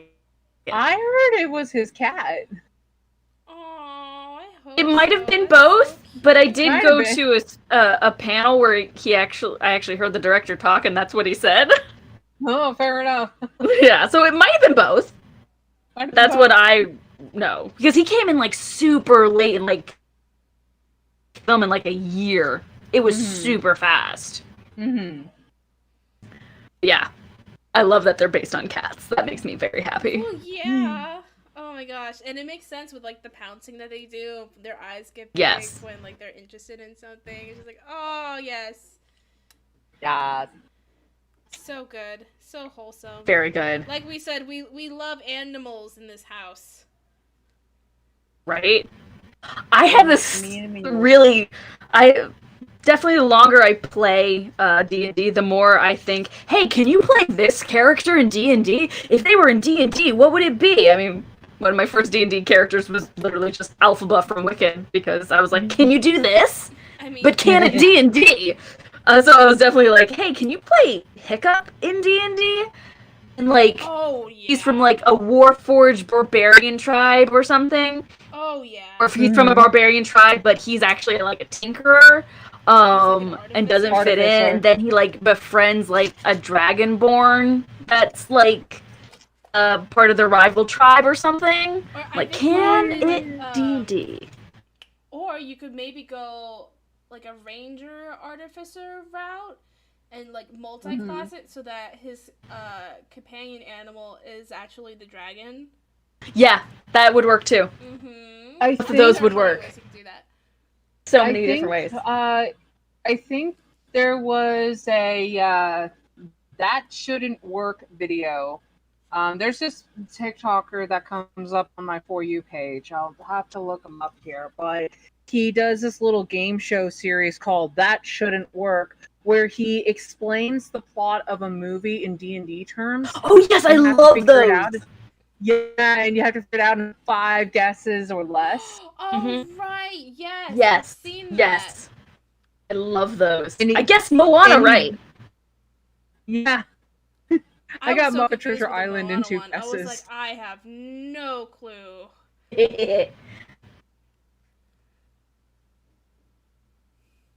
Did he do one for How to Train Your Dragon? Yeah, he did one for How to Train Your Dragon. Ooh. Gonna have to check that Yeah. out. I actually have never seen the movies. They are I know. surprisingly good. My They boyfriend are keeps telling me, fantastic. like, you should watch them, they're so good, you should watch them, and I'm like, I know, but, like, it's also, like, so much of it has been spoiled for me about the whole movie series. I'm like, I kind of know what happens, though. Obliviate. But This is still, where the Obliviate spell will come in handy.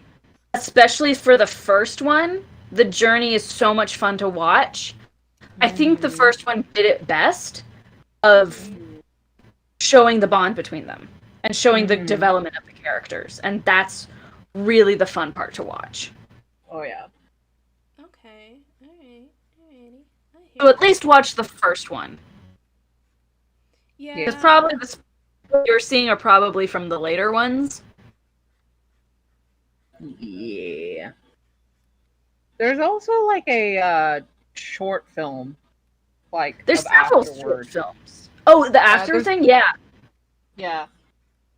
There's also an entire television series. Is there? I mean, not that I'm questioning you, but I'm like, I've never even seen or heard of that. Yeah, it's on Yeah, Netflix. I think Netflix. Wasn't it also airing on like Nickelodeon or something Yes, for a while? they had 2 series. One was second one on Netflix was How to Train Your Dragon's Riders Race to the Edge. And honestly, Race to the Edge was so much better than Riders. Well, because it's Netflix. Yeah, it's just the characters actually felt like they were doing what the characters should do.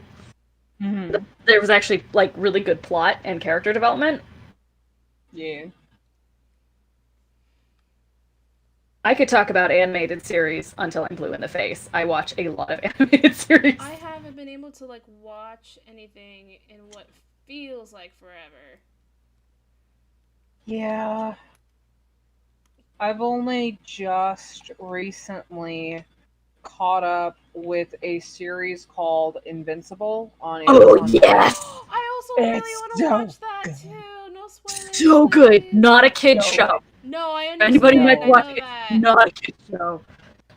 Not for children. No. For children. No. at all. I've I seen feel some of the bad for any clips. parents that thought it was and put their kid in front of it. Not a kid's show. Don't let your kids watch Invincible. No, It will I mean, like, fuck them up. although But it's so good. I will say, when I went to go see the premiere of the first Deadpool movie, Mm-hmm. and so many parents brought their children, like 4 or 5-year-olds, and I'm like, I don't know how to feel about this. Yeah. Cause Apparently they didn't get the memo that it was a hard R. yeah. Surprisingly, that's one of my dad's favorite movies. Oh, Deadpool. He loves that movie. He thinks it's so good I do kind of like it. for TV. Well, because Deadpool is amazing, and Ryan Reynolds had every right to walk off stage with the suit. Yes, Yep. yes, 100% yes. Yep. I would 'Cause- I would have like even if they told me I no, mean, you can't have it. that's I would've been just his stolen it. baby. That's Yeah. just been his baby for so long that the studios didn't want to do, and he was just like, okay, yeah, sure. It got leaked. Oopsie. Whoops. I wonder how that happened. Who did Grandma? Oh my god. Push that button.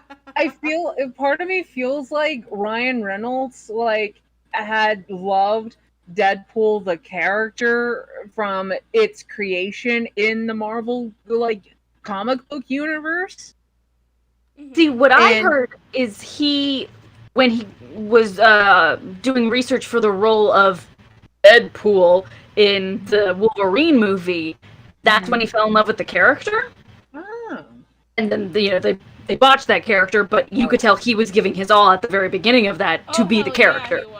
Mm-hmm. So he was always pushing for a Deadpool movie, and then he's just made for that role. Yes. So freaking No, he good. wasn't made. He was bred for that role. Yes. He was conceived for the role. They brought him out of the Deadpool. cloning machine, saying, this one will be Deadpool." Yes. Isn't that how all Hollywood celebrities are made, though? Well, yeah, that and massive amounts of corruption, but that's nothing new. Hmm. Oh my goodness. Are there any movies that I'm excited or want to see? Or how about you guys? I don't know if it was the last time I watched a movie. So I've been watching some TV series. But movies. So the Black Widow movie, does that count? That counts. Although I did see the Cruella movie in theaters. Oh, it was You fun got to to be see How the was Crow that? in theaters? It's a fun movie. It's a bad origin story for Cruella, but it's a fun movie. Oh, Cruella. I thought you said the Crow. Never mind. No. Yeah, it was re-released. I mean, The Crow is a good movie, too. Brandon Lee does a very good job. Now, okay. I've noticed that Annalise has changed her hair and her outfit a little bit over time. Is that intentional? I don't know if her hair has changed. Her outfit has a little bit. Definitely getting her coat. Mm-hmm. I love that coat. But the hair is floofy hair. Cause I remember when you posted the fan art that you made of her on the cart. Mm-hmm. It seemed a little bit straighter than her usual really big. Yeah, I think poofy. because the reference picture that I was looking at, the character had straighter hair. Because I was trying to find all these different versions of hair blowing in the wind, and the one that was straight hair. I was just oh, it's just being blown kind of straightish in the wind. But no, her hair's still very curly. Alrighty. Pulled back by the wind. I just want my hair flowing free through the breeze as I fire arrows off into the glen. I did see that movie. Oh, so good. Such a good movie. I got to watch that the weekend it came out, which was a Mother's Day weekend. Oh, nice. Aw. Yeah. And I got to see that with a friend of mine, and we both cried. He and we both cried during that film where towards the end, Mm-hmm. where they were Reunited. They were having and that things little- like that. yeah. being reunited and having that sad moment where Merida thought that her mom got killed or something like that, or she was too late. Yeah, she was too late in that she was going to be a bear for the rest of the time. Yeah. I will be right back. What's the last movie I cried at? I cried last night, but it wasn't from a movie. The last time I cried for a piece of media was definitely the wrap up for campaign 2. Like that, I was ugly sobbing. Oh, I mean, I actually remember that. I think did you post a video or? I did post a video of me very Yes. hysterically crying. Yes, Yeah, yes. because I was like, I feel like I need to document this. It's a really good thing that none of my neighbors are like early risers or go to sleep really late, because they would have seen a crazy girl walking down the street, crying her eyes out and carrying a stick. I was just like, I need to go for a walk now. They would have thought you were gonna commit a crime or something. It's like, he wronged me one too many times, I'm gonna go mess him up. Oh my god. That's the last time you spoil TV for me.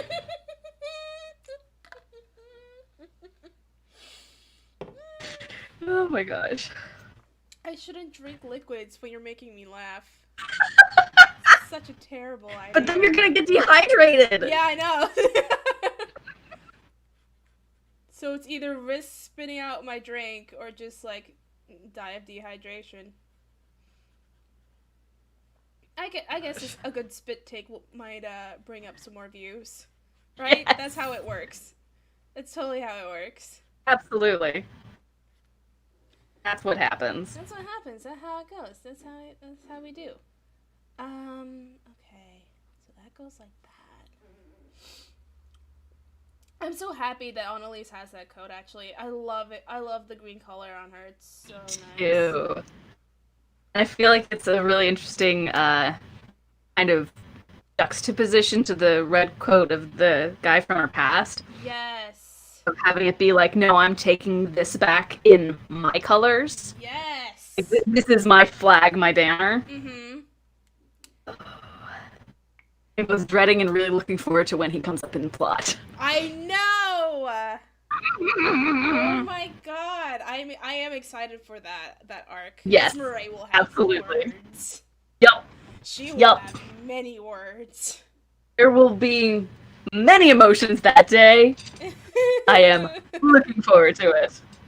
Oh, god damn. You put down the needle on a blanket and it's gone. There it is. You fool! You fool! It goes to the same place as the socks.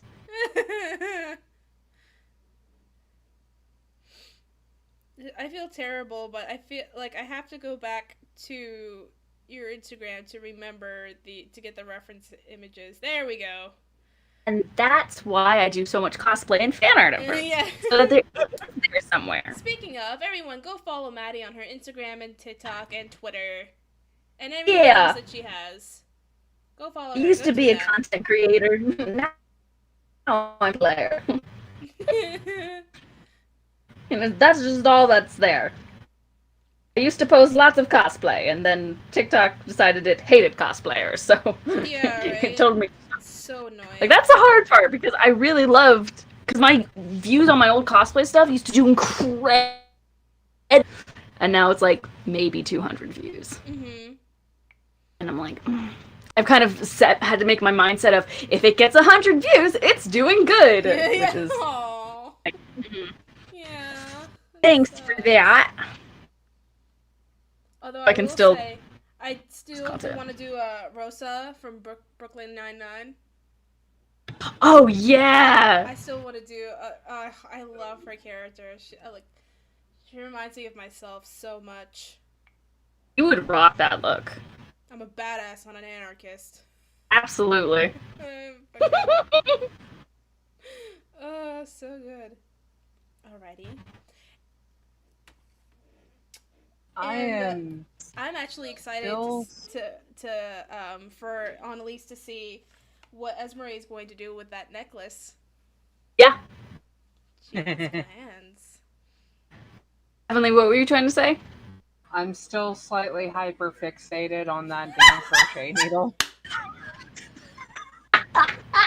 I don't remember where I put the Oh thing. my god! Did you check the bathroom? Yes. just to be Did safe. you legit check your bathroom? Well, I needed to use the restroom anyway, so it's What like, did well, you- might as well check since I'm here already. Because, you know, Bathroom I am no stranger to activities? leaving things in weird places as well. Right? Yep. I once left something in the fridge by mistake. Oh, man. Oh, that's another thing my boyfriend likes to do. Sometimes he will not be thinking and will leave the pepper shaker in the fridge. Oh, specifically the pepper one, not the salt? Specifically the pepper. Wow! Yeah. I feel like that's like a certain level of dedication to pepper. Well, he really likes peppers. Man, I will say though, I've been sort of like living off of no hot sauce for a good month and a half, and I've been dying inside. Oh. So I finally bought sriracha, and then I almost cried happy tears because I was like, finally I have hot sauce at home. So why were you going without spicy food? Because like usually other people do the grocery shopping, so that so that I don't have to, but like sometimes when I buy things, no one actually wants it or eats it, so then I'm just like, Uh-huh. I But think one of my roommates started mowing the lawn, so if it gets too noisy, let me know and I'll put myself on mute. it's alright, it's alright. That's fine. It's all good. We do not hear anything at the moment. Okay, good. But what was... Of course, there's me trying to also be quiet as I'm shuffling through shit. It's a chill stream, guys. Relax. Chill Take it stream. easy. All good, all good. But yeah, no, I just like no one has bought. It's like one of those things that's out of sight, out of mind. No one has bought the hot sauce, so like, and no one has wanted hot sauce besides me. So no Right. hot sauce was bought. And then I was just like sitting there and stewing. I'm like, there's no hot sauce in this house. And then finally, my last grocery store trip was me getting hot sauce or sriracha or just like something to put. Right. It's like I It's love spicy. spice. I'm a savory You and spice spice? person. I can't like sweets have to be included or have to be incorporated with some sort of like salty savoriness for me. I can't just have like straight up sugar anymore. I used to. I can't do it. Yeah. Here's the real question. Do you spice? You waited until I took a drink. I did. Oh my Oh, god. here's another reference for you, especially to our viewers who are fans of this series. He who has control of the spice has control of the universe. Oh gosh. Jeez. I still cannot believe that actually happened. Right? Spice. Do Spice. you Do spice? you spice? Spice. And I think even Matt was confused. Like I don't even And think Matt's that was always full confused by Sam. Sam is one of those. He follows through on his weird promises. Yeah. He says he's gonna do the interview on his Peloton the full next time. He does the entire interview on his Peloton the next time. He says he's gonna do this wacky character. You think he's not gonna do that? He does it. Yes. Yep. Yes. Yes. He follows through. Oh my gosh! Don't. When Sam Riegel says he's gonna do something crazy, he's gonna He's do gonna it. do it. Yes. It's Gonna just a do it. matter of when. Yep. Yep. But yeah, no. I was also confused at that time, and I was like, is he trying to buy drugs? And then, like, it became very clear that he was trying to buy drugs. He was definitely trying to buy drugs. Yep. Oh my god. It was so beautiful. It came from, like, the perspective of someone who's never bought drugs before. Yes. Clearly. Oh god. Hey kids, would you like to buy some spice? spice? just need You want some spice? spice to take the edge off, man. Just a little bit of spice, man. I've been through a dragon fight and freaking I almost died. I died. I was frozen.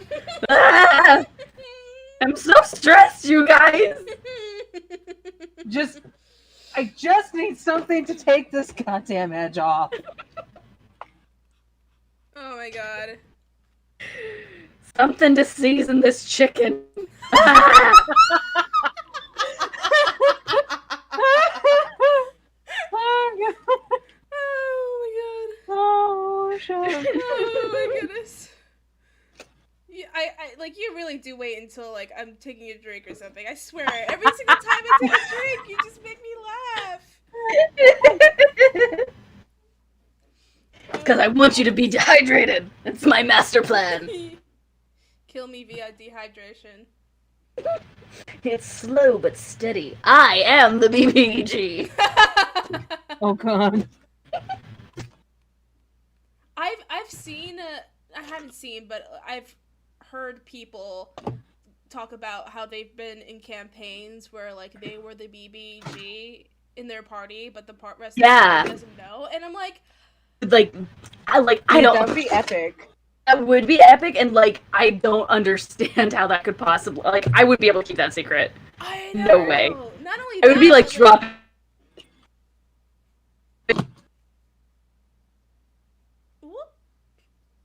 Maddie froze Can again. you say that Ow. again? You kind of froze for a second. Oh, I would be dropping hints the entire time if that was me. There's no way I could do that. I know. I will say I do love how you drop like little bits and pieces of your background and your of your story in the stream. Don't think I don't notice. I notice. Oh, thank you. Because there's definitely times where I'm like, I'm doing this too much. I need to calm down. Oh, I actually love it.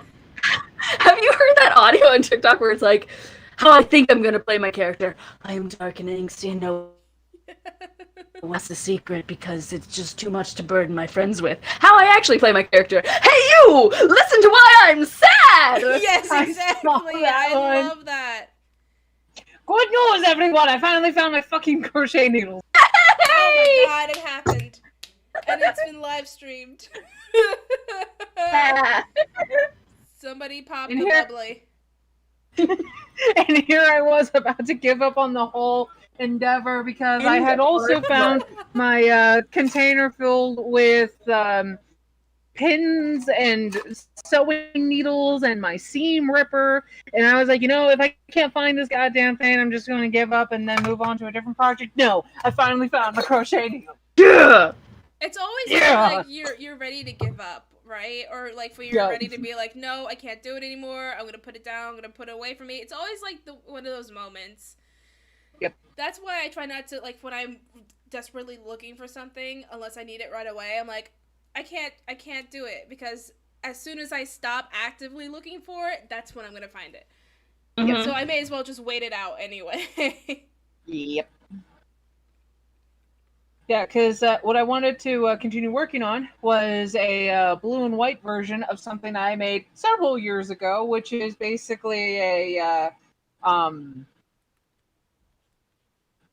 it's like a modern rendition of a Renaissance headpiece item. Oh yeah, there's like that little hairnet, and then yeah. But this part, the actual circlet is made with soda can tabs. What? That's awesome. That's amazing. Yeah, that's all soda pop tabs. And then I just like crocheted with yarn to connect them all together and do a little piece at the middle with yarn. And then I crocheted the back in red, doing a crochet hair knit. And yeah. That's so super cool. creative. This was one of my brain children at the time. Brain children. What a term. Yes. I like it better than this was my idea. Yeah.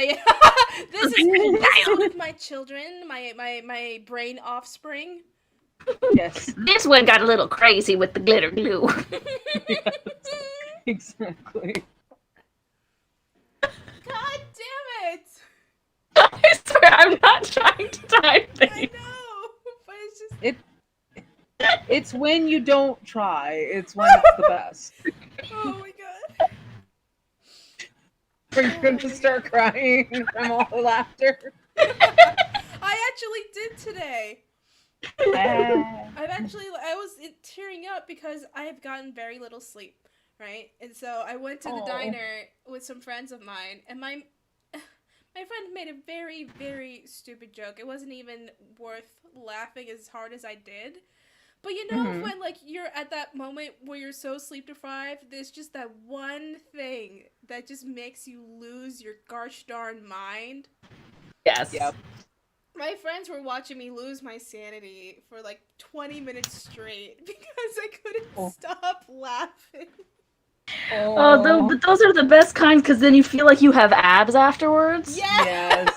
I know exactly what you're talking about. Yep. Yes. Those are the best laughters. The I laughing had workout. once where I laughed so hard I got a nosebleed. Oh. No. Yeah. What?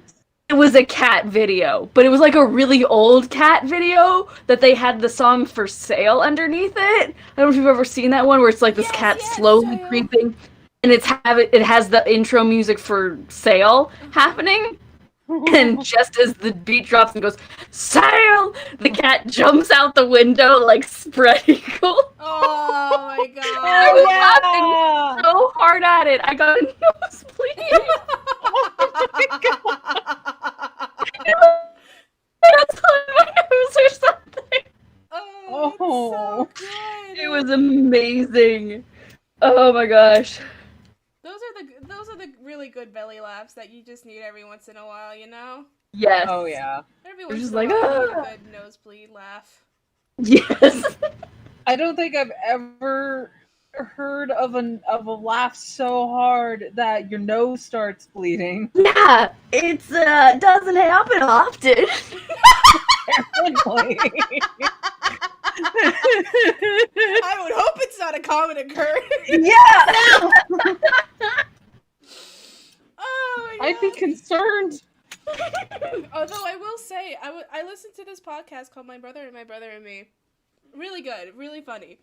Where like they basically, it's three brothers, the McElroy brothers. They get questions or scenarios from their listeners, and they like sort of give advice, quote unquote advice, on what they should do.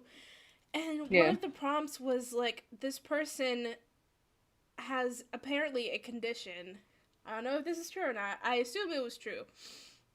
Where if they laugh too hard at something, they pass out momentarily. Oh, that's shitty. Oh, and so like the person was asking, how do I explain that to like new people that I meet? That like or do I explain that to people at all, or do I just try not to laugh at their jokes? Oh. Just so that he doesn't pass out. I was like, that's such a sad life. Right? That's so sad. Oh my gosh. But like, really I want sad. to know what like. I would think that it would be because when you laugh, there not enough oxygen flows to the brain, and so it shuts down quickly. Which is still sad. It's still very sad. Yeah. But I was thinking about that, and I'm like, so I guess I could, technically, you could imagine a condition like that, right? Where, like,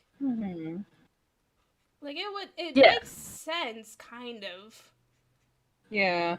Well, especially when you hear about cases of people who die of laughingstock. What? Yeah. I have not heard of that. Yeah, like, there's not enough oxygen getting into you, or your lungs is up from laughing so hard that you can't fucking breathe. Oh my god. Ow. No. Yeah. What? Well, actually, you know what? What a way to go, though. What a way to go. I mean, unless you're, like, hyperventilating laughing. Yeah, then that's painful. Like when you're tickled. Yeah. Let's not think about that part. No. Let's ignore that. Focus on the good thing about laughing until you die. Yeah. The clear good parts about it. Yeah, like whatever killed you must have been damn funny. Yeah, it must have been really freaking hilarious. Or you're just an idiot. Or both. Yeah. I mean, all of the above could be true. That's true. He lived as he died. A laughing idiot.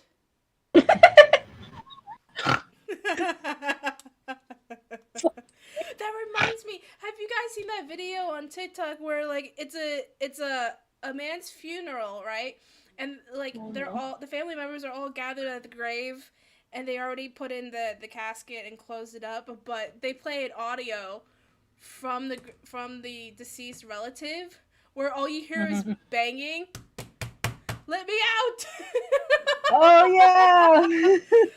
Get me the fuck out of here! It's too dark. Yeah, I've seen that. Oh my god, I so want to do that. God. I want to do that Yeah. so badly. Like, there needs to be. Oh my god. When I went to my grandma's funeral a couple back, the pastor was the worst. Like, he came in and was like, hey, did y'all hear about the car crash that just happened on the highway? Oh my gosh. And just like, downer. And then my uncle gave this speech, a eulogy, that was so good. It had like 3 or 4 laughs in it. It was amazing. And I'm like, if there's not laughter and bright colors happening at my funeral, don't bother showing up. Yes, Yeah. yes. I'm the same way. I may not have bright colors, but like I do want like a funeral where at least someone Better be a party. Yeah, exactly. Send me off Yeah, strong. like- Exactly. Like, hey, you know what? Yeah, it's sad that my meat suit stopped working, but you know what? Let's have a good time here. Yeah. And here's some carnival games. You know, fun stuff. Win some prizes. See who can throw my body the furthest. Yes. You're not getting any deader. Exactly. Might as well just have fun. Is that what we're gonna do with Naaman? No. No. No. I feel like he would like that a little bit, though. I think he would too, but at this point there was no previously given instructions on what to do in situations like this, so now it's just like, I missed my friend. I mean, I could just go and ask him. But in character had that talk. Because yes, out of character, I think Naaman would absolutely love to be like strung up in like a field and had, you know, water balloons chucked at his body for sure. Absolutely.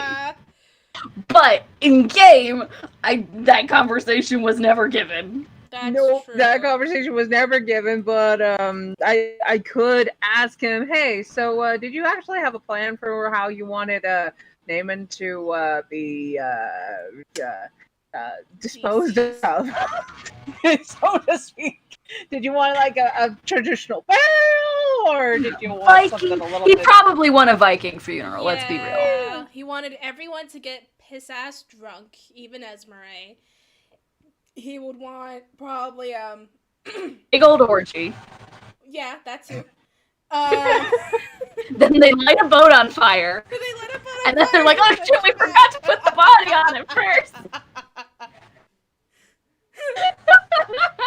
Oh my god. Oh And god! then as the boat's floating away, Bert, they just kind of throw the body at the boat. It misses, just sploosh dear into the river. God. Dude. Oh my gosh. Oh. But like, it's just, yes, I can imagine all of that happening. Oh my goodness. I'm just gonna. Oh. God. What? Okay. I'm just gonna ask him. Hey, how did you want your Naaman's funeral to go?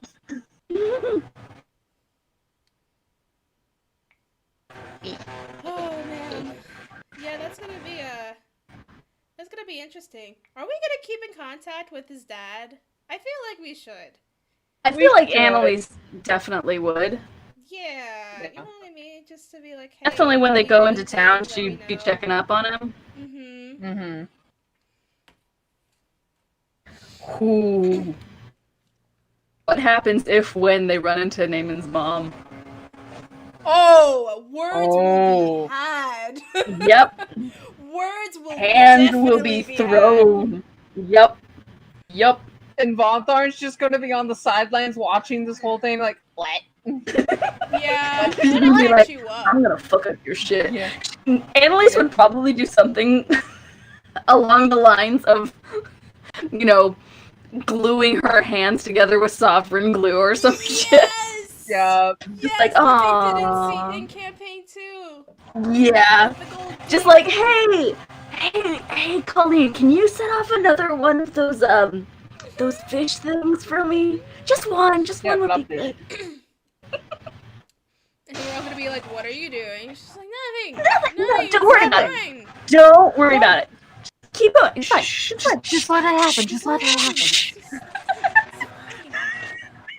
It's fine. It's fine. It's fine. Don't It's worry gonna about be it. one of those moments where like Esmeralda's just like, I'm not looking, I'm not seeing it, whatever you're doing, Plausible I'm not a deniability. witness. I'm not a witness. I did not see anything. You were I did not doing know what what was you were going to doing, happen. and I am couldn't have not aware possibly of it. stopped them. That's it. I am not going I to be didn't know, officer, I swear. Threatened to stab him. I see nothing. I see nothing. Oh man. Now I'm gonna have Von Tharn see nothing. Yeah, right. Saw nothing, heard nothing. I was not involved in this planning at all. I was late to the session. I was late to this campaign.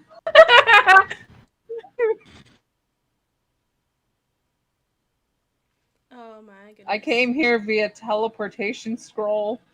You did. That was a very Mhm. interesting way.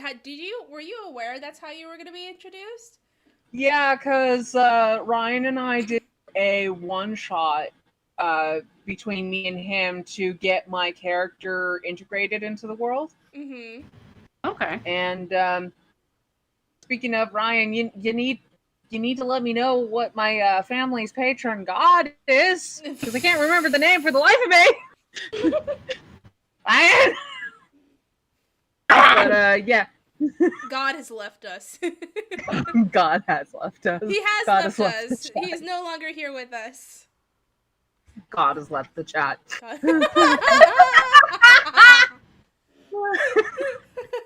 Oh my It's gosh. just a Discord call with like God, and an image of like a Renaissance painting. God has left us. No, it's the entire scene from Hellsing Ultimate Abridged when Alucard is having the conversation between God and Satan. Oh, that's right. Oh my God. Yeah. Dude, that was so good though. That was good. That was good. No, I'm just imagining that entire conversation. Dude, I still have... God, the abridged series era was a trip. It was Yeah. lovely. That was something unique. It was. See, I loved Hellsing Ultimate Abridged. I also really liked Avatar The Last Airbender Abridged. However, I really wish Avatar The Last Airbender Abridged would have finished, because they Yes. had something really good going on there, but they did not get to finish their series. Yeah, I remember that. That was really good. I didn't even see that. I didn't see Avatar Last Airbender Abridged. I think they only did season 1. They never finished it. Yeah, they only did like season 1 at most. I think it was right when Korra was being announced. Like, they hadn't even started airing Korra yet. This was actually a couple years before Korra. Yeah, that's what I mean. Like, they had announced Yeah. Korra was happening, but we didn't even really have pictures of her yet. Like, we just had, like, the back shot of her. Yeah. Interesting. Yeah. They also had Chibi Airbender series. The What? Avatar the Shitty Airbender? No, chibi. Like they Oh, did chibi. chibi I style. thought The you said chibi, shitty. yes. The chibi. Chibi there, Mindy. Oh my The god. chibi one was great. I did love it. It was so good. It was so cute. It really was. So cute. Oh my goodness. Chibi Avatar walked so that Chibi Ruby could run. Yes. Yes. Yes. Nothing bad happened. Ever.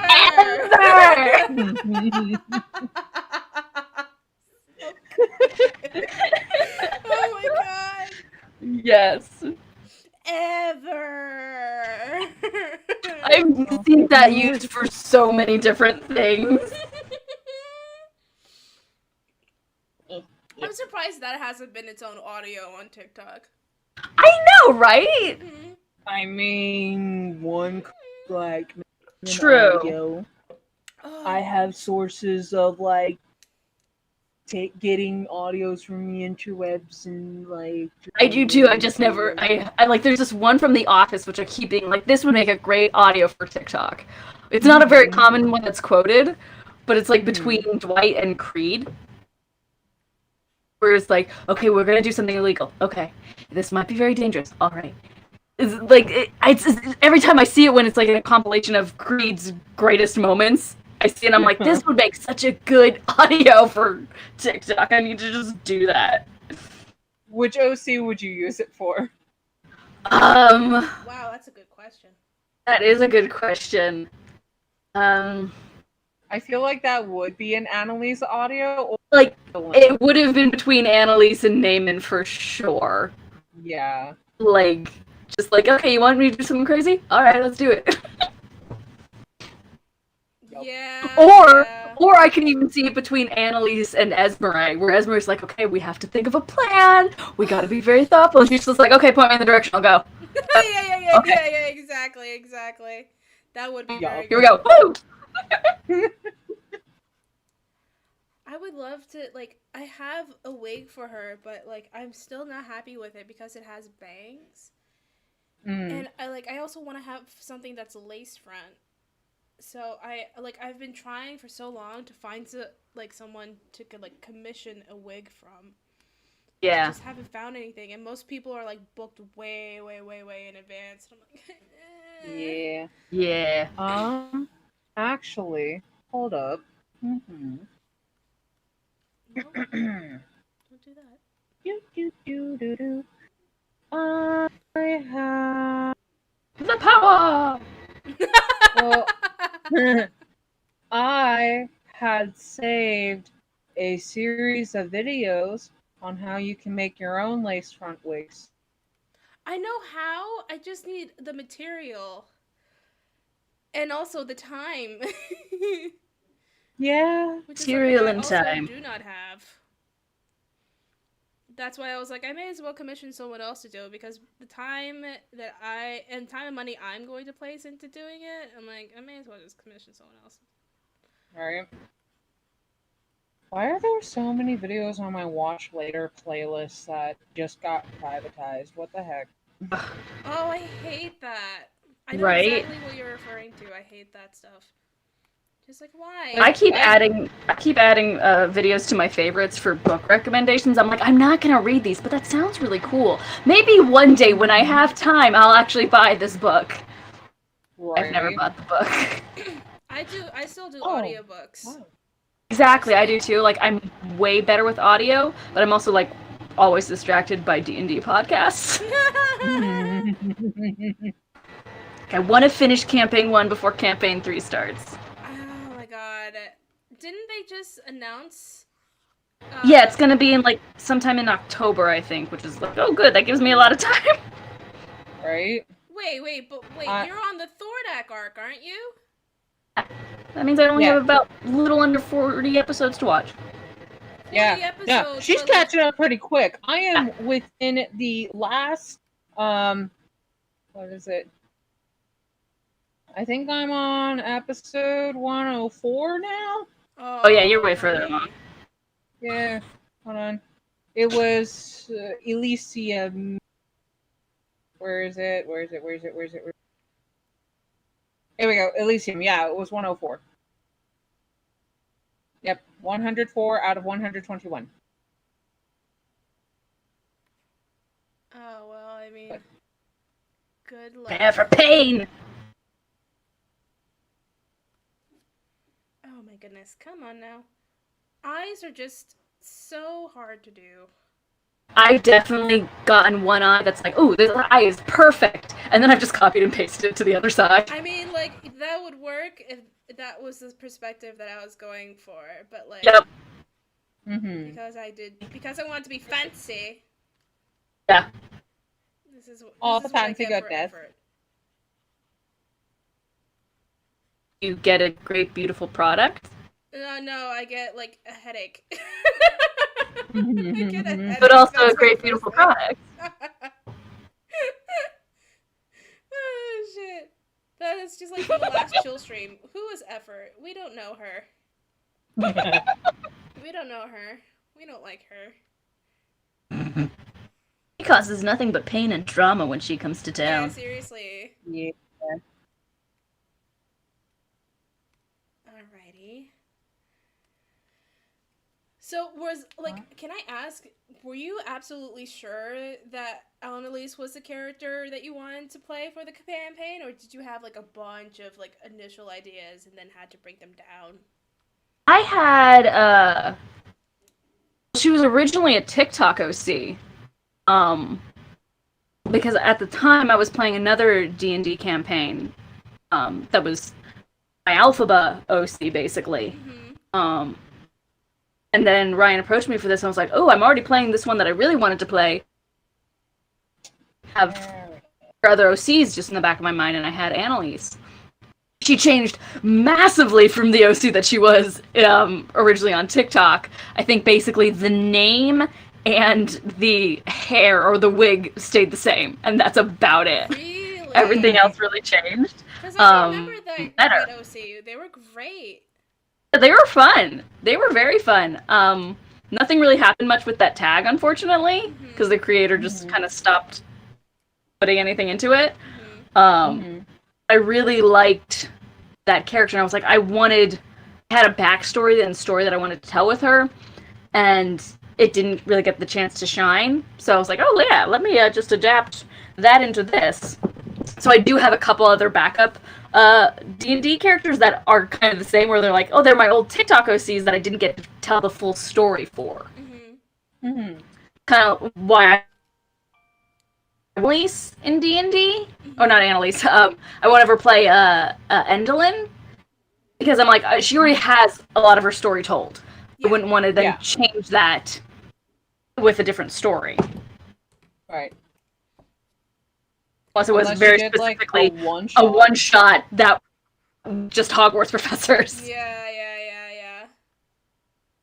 So, some of us in a couple of the Discord groups that I'm part of, we had talked about possibly doing a Harry Potter Hogwarts professors themed one-shot, and there is actually a rule book for a tabletop version of Hogwarts. Yes, What? I have seen that. Mm-hmm. Yeah, That's I would like to do that with a bunch of Hogwarts professors, because we all are very established as our characters. We know our characters very well. Oh yeah. To a tabletop setting would be really fun. Yes. I actually have my character Moonchild set up as a D&D character. Yeah. I may need to edit a couple things. But she is, I think she was multi-class druid sorcerer of the Draconic Bloodline. However, knowing that she does have a lot of healing abilities, I might have to re-multi-class her. So it could be a cleric sorcerer. Because in her story, she double majored after graduating Hogwarts with Care of Magical Creatures and Medi-Witch Studies. So she double majored as a Medi-Witch and a Care of Magical Creatures person to basically have sort of found a middle ground between what she wanted and what her grandmother wanted for her. Mm-hmm. So I was like, hey, I just really like being a care of magical creatures expert, and I really want to go off and adventure and whatnot. I know you are concerned for me because how my parents ended up kicking the bucket. So I'm a compromise. I'm a double major, so that I can still do healing stuff, and you won't have to worry so much about me if I'm like really good at like healing magic and protective magic and whatnot. So will you let me go off and have my adventures and be like wizarding? Oh, what was his name? Who's Commander? Steve Irwin. Wizarding Steve Irwin. That's cool. Yeah. Will you let me go off and be wizarding Steve Irwin if I just like double major in medical studies? And she did. She double majored. And it was a hard couple years, but she fucking did it. Dude, I can imagine. I've seen people. I've always double thought that major. Endlin would be probably a sorcerer class because her magic was inherited from her grandmother. Mm-hmm. Mm-hmm. And definitely chaotic neutral. With possible wild magic. I could see Oh that. yeah. Mm-hmm. Oh yeah. She would definitely have a wild magic. Yes. Yeah. Oh my god, yes. Now, is wild magic specifically sorcerer, or could it technically be warlock as well? I've seen it be done with both. I was about to Okay. say, it could also just depend on the DM. I'm sure you could also do it with even like a cleric. Yeah, I would think so. Yeah. Yeah, It especially would- if you worship a god or a deity that's particularly chaotic, or or even Puck. I could probably see fucking Yes, around I with could magic. definitely see that with Buck. Uh-huh. Exactly. So I'm like, I mean, it could technically be anything, but I think originally it was for sorcerer. Yeah. I think mainly it's been for sorcerer. Yeah. Mhm. Give me 2 seconds, you guys. I'm Okay. right back. Okay.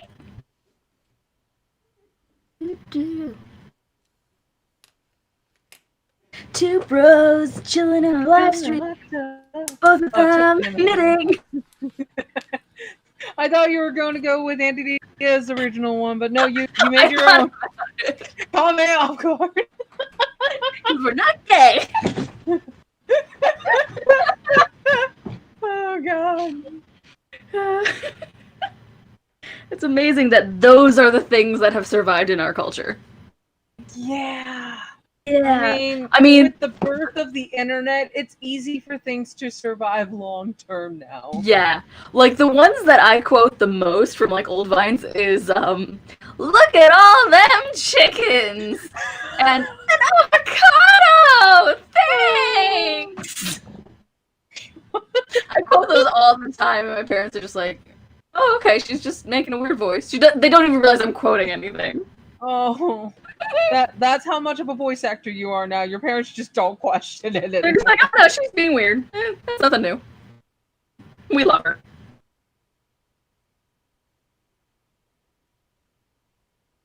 Well, at least you have loving parents. It's true. My parents very much embraced my weirdness. My mom's, she was a craft teacher for many, many years, so I always had ample crafting supplies. So when I got, okay, here you go. Let me help you. Or you don't want help? Okay, that's fine. Figure it out on your own. I was also unschooled, so it was very much you want to learn about it? Here are the tools. Yeah. See, I found out throughout this last year through my grandma that I'm actually a 4th generation self-taught artist. Oh yeah. Yeah. My mom, she did some art and drawing and whatnot, but she never really got as much into it as she could have had she not gotten into some of the situations she did. My grandmother, she was really into crafting, so I got more of my crafting side from my grandmother. Her mother was a carpenter and a woodworker, so she did a lot of woodworking. Yeah. Yeah. My dad used to make these statues out of a copper piping. He would weld them. They were just really fun, cool statues, and that's the extent of my dad's artistry, but my mom was always just like, make it! Figure it out! Did you mean to make a circle and accidentally made the letter C? Okay, that's okay. We can work with that. Just keep creating it. Mm-hmm. That's awesome. Just keep going until it looks the way you want it. Exactly. You can't mess up with art. You can only stop. Yep. That's so true. So true. Oh my goodness.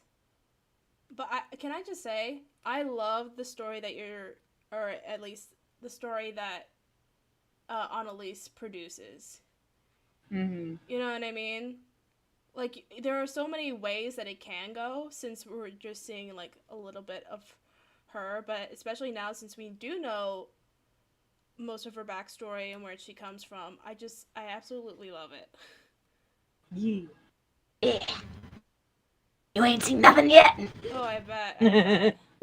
I have my guesses about, like, some other things that we haven't talked about yet in-game. But I'm excited to see how that goes. I really love the way that you're playing Esmeralda. Like, with her family, and I'm really wanting to know more about her fiance. Like, that's definitely something where I'm like, that I would throw hands for. Well, like, yo, what's up with that fiance? Yeah. That fiance, bro. Is he really dead? Mm-hmm. Is he, like, was it all a lie, or, like, did someone kill him early It was on? definitely and, like, all a lie. She just didn't know. What happened with that? And then, like, but I will say a little bit of a spoiler. Ryan messaged me one day and he was like, "Hey, did you have a particular race in mind for your fiance?" I was like, "No. I mean, I was thinking more along the lines of, like, human, but I don't really have a preference." And he's like, "Oh, good, because he's gonna be an ogre." And I was like, "Please no." Oh god! Don't do that. I'm sure he was joking. But I was like, "Please, for the love of everything." I sent Ryan stuff for Valentine's family. He hasn't said anything. I'm really hoping I didn't overwhelm him. I feel like this is what DMs do. Like, even with Matthew Mercer, I've seen, like, interviews where, like, the cast members will talk about, I was thinking about maybe incorporating this sort of plot line with them or doing something with this, and he'll just take it and be like, okay, and not talk about it for, like, months on end, and then all of a sudden he just, like, fucking takes whatever that they said, roll it on a baseball bat with, like, barbed wire, and just swing it back at the players. And it's like, Jesus. Yeah. I didn't think that was gonna happen. Yeah, right? But, like, it's so good to watch. Mm-hmm. Mm-hmm. And that's exactly what I kind of wanted. I was like, Ryan, I want to, full-on Percy Gerolo this. And even if you want to add your own bits, add your own bits. I do not care. So was that the inspiration for Esmeralda? Oh, yeah. I actually, she was a pre-made character that I had made a while ago. Her name was Debria Leroux. But I originally had her as a fighter / cleric, or fighter monk, something like that. Sort of like how Vax was a rogue, but he was still a paladin of the Raven Queen. Right. I really love that, and I also just loved the thought of having like sort of like a Black Widow type of character, but also like with a little bit of divinity sprinkled into it. I love that idea, but thinking it through a little bit more, I was like, I feel like I should do something different, especially since while we were creating all of our characters and our players and talking about this, I noticed there still wasn't a healer, and I was like, you know what? If we don't have a healer, it's gonna go terribly. Yeah. Yeah. And my go-to class is usually rogue, actually. But I'm sure both my boyfriend and many other of my friends are like, all you play is rogues. And I'm like, but they're just so good. They're just so good. I have So, no issue with Soldier. so they, I asked them, like, what do you recommend? And they're like, go with cleric. And I was like, okay, cool. But especially even after, like, being introduced to Caduceus Clay in campaign 2 for Critical Role, I sort of like had a much different view of clerics that definitely interests me. And so I was like, I still do want to incorporate a lot of stuff from Critical Role campaign 1 because that's actually my preferred campaign. A lot of people connect with campaign 2, and that's great, and I'm happy for them. Like, good for you. That's awesome. But for me, I actually like my heartstrings belong to Critical Role campaign 1 and their characters. Yeah. And so I did absolutely love Percy, and I love Taliesin Jaffe. It's an amazing individual. So of course I wanted to have that sort of a background. But originally, she was going to be basically on her own, and her whole family was supposed to be deceased. But Ryan was like, but you still want to be a noble? And I was like, of nobility, yes. And he's like, well, let's work it a little bit differently then. So then my family is still alive. Just some family members are dead. Yeah. Right. And yeah, I definitely wanted her to still be sort of like dignified, but still have sort of like the sass and the little jabs of Vex. Because I absolutely love Vex. Vex's character is great, and then again, I love the concept of just like embracing death. I guess it sounds weird, but I think it's I totally get that. I think it's because like, how do I say this? It's such a scary concept for a lot of people. So to play, it's even for me it is. So to play a character that's sort of like okay with death, but still has to manage and deal with the grief and the heartache and the consequences that come with it, it is great because of course a death is a natural and like usual thing that happens to all of us, and it's a sacred process, but that doesn't mean it doesn't cause her grief or like it causes her heartache, but she still continues to worship. And I thought about that. I'm like, that's so freaking interesting, like also like psychologically to think about. Oh yeah. So Players so well.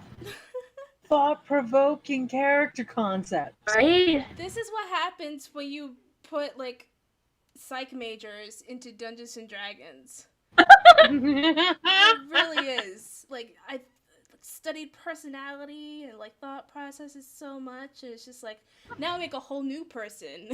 It's just like, Yeah. how much detail I could go into, like Jesus Christ.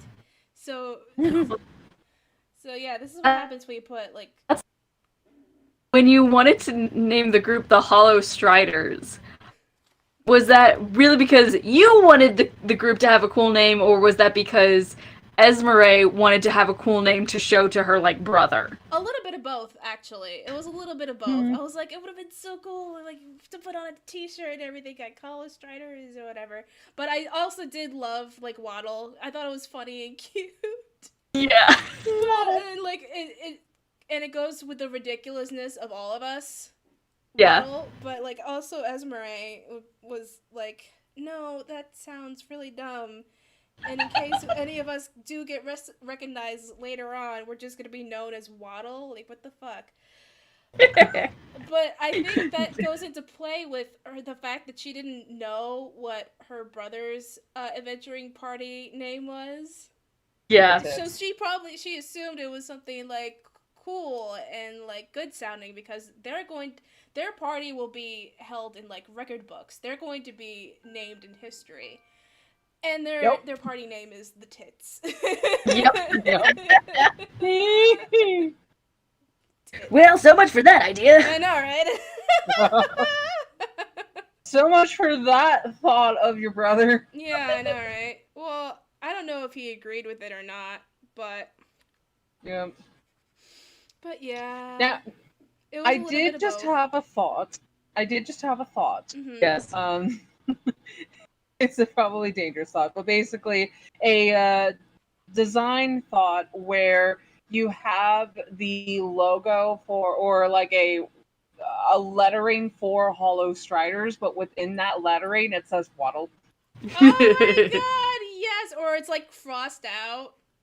Yes. Oh, that's so funny. I actually love Yeah. that. There's this elaborate, beautiful script, and then it's just like spray painted, crossed out, and then just waddle. Yes. Yes, my yes, yes. Absolutely. Mhm. I am interested to see. And then just in the corner, Annalise was here. Yes, yes. Yes. Just Annalise's stamp. I swear, Yes. like, I'm gonna make, like, a freaking wax seal for just, like, Annalise is here. Yes, that would be amazing. So... I will write you letters and seal it with that if you send that to me. Do it. Do it. Do it. Ooh, don't tempt me. I'm trying to tempt you very much. You're like, that's exactly what I'm trying to do. That is what we are trying to do here. We are the bad influence. Oh man, this feels weird. Usually I'm like the bad influence in my friend group. Usually I'm the enabler. Now you have enablers. Yeah. No The enabling. enabler has more enablers. This can only go good ways. We will have full immersion, everyone will be in costume, and we will not break character. So much fun.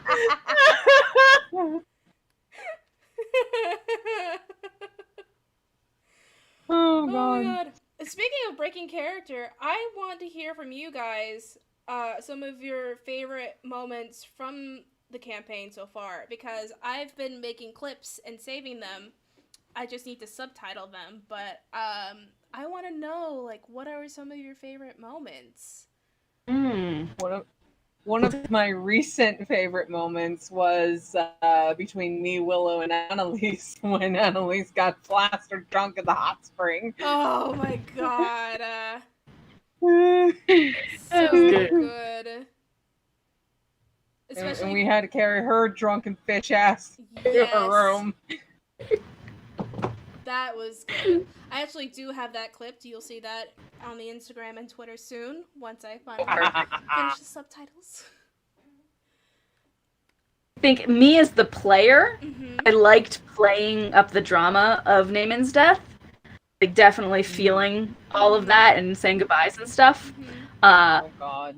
But as, like, the fun bits, the first one that comes to mind is when I rolled that nat 1 for stealth, when she blurted out, "Oh yeah, your fiance, that's dead," and then tried to stealth away and just failed at it.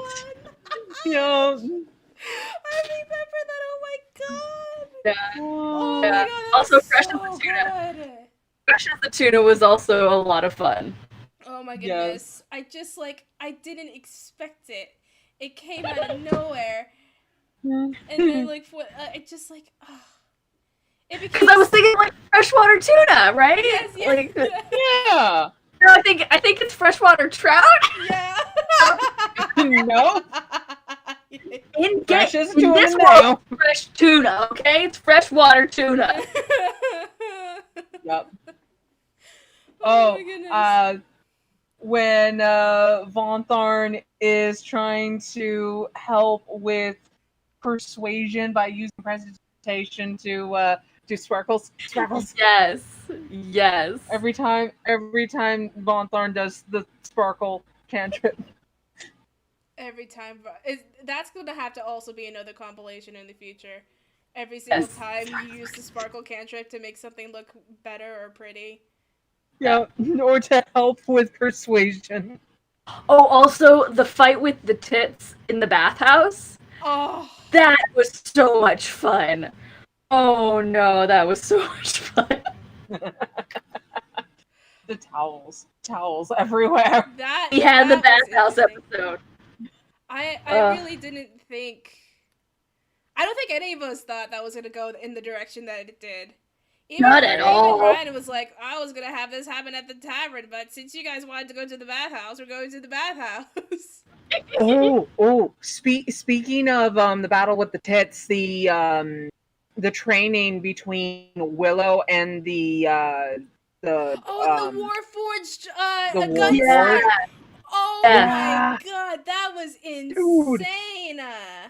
Yeah. Through the flames, he just looks in your direction. Target acquired. Oh no! He's Yeah. like, nope, nope, Yeah. nope, Yeah. no. That Yeah. was like, oh. Oh. Also, the fight between Annalise and Roberto.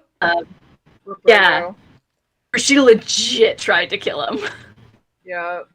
She was like, "Nope, I'm taking you down."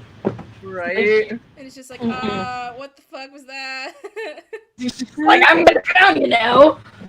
I'm taking you to Pound Town. That hit a nerve. You should not have tried to control the lady's mind. Yeah, don't do that. I mean, yeah, that's fair. That is fair. They're like, don't do that.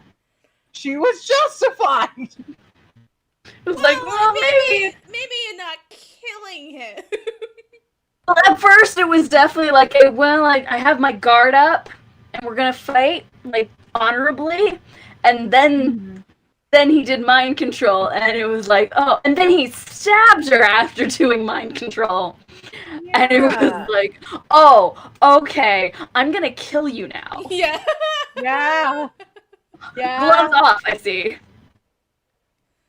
Oh, so good. That was very, very good, though. That was a good moment. Speaking of good moment, can I ask, has Annalise's view of bards now shifted a little bit since Roberto was the one to do the sovereign glue thing? Because that was really that was interesting. She did not expect that. She did not expect him to do something that selfless. That for sure definitely is like she had to ask, why did you do that? Like, I don't understand. And he was just like, it was the right thing to do. Oh, what? That it's not computing. She definitely still has her biases against bards. Like, if she met another bard, she'd probably still be but that threw her for a loop. She would not have thought that he was going to do that. Yeah. I did not think I was like, what the hell is he gonna do about it? He's a bard. Yeah. And then I remember he had that sword, and I was like, oh yeah, it has a wish spell. That's how it's gonna go. I didn't even remember that he had a wish spell on that sword. I didn't know that.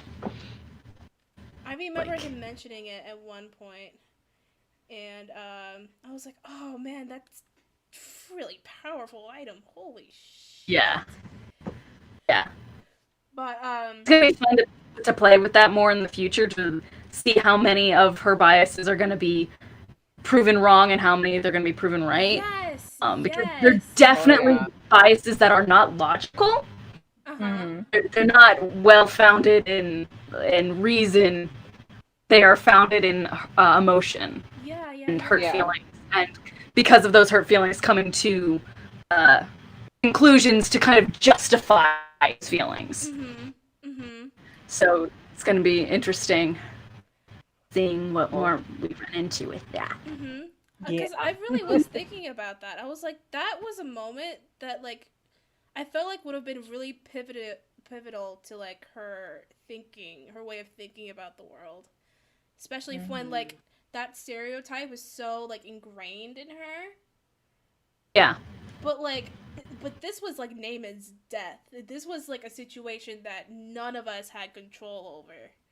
And none of us knew how we were going to even resolve it slightly. And he just came in and like basically wiped most of it away. Yeah. I was like, what? I think for her, she's like, oh, he's a good one. He apologized after the fight. He helped with this. He must be a good one. The rest are bad. Yeah. That reminds me of what she said the first time our characters met. What did she say? Because, like, remember, Esmeralda came in and you guys were offering to give her protection and aid. But she's, like, there with, like, a mace and a shield. And then, like, after Annalise was like, okay, we just need some coin because we had a shipwreck and everything. And she was like, okay, fine. And Esmeralda gave basically half of her plate to Naaman when he realized he couldn't afford his own food. And Annalise was like, so you're one of the good ones. Yeah.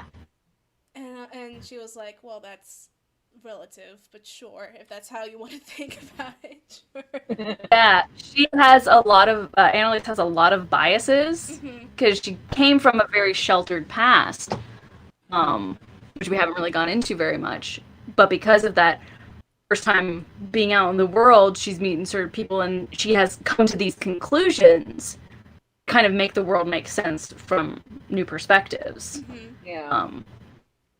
That aren't necessarily right, but they're how she's now surviving in the world. Well, that's what group all must of us be do. bad. All this group must be bad. Oh, sorry, go ahead. No, I was done with that thought.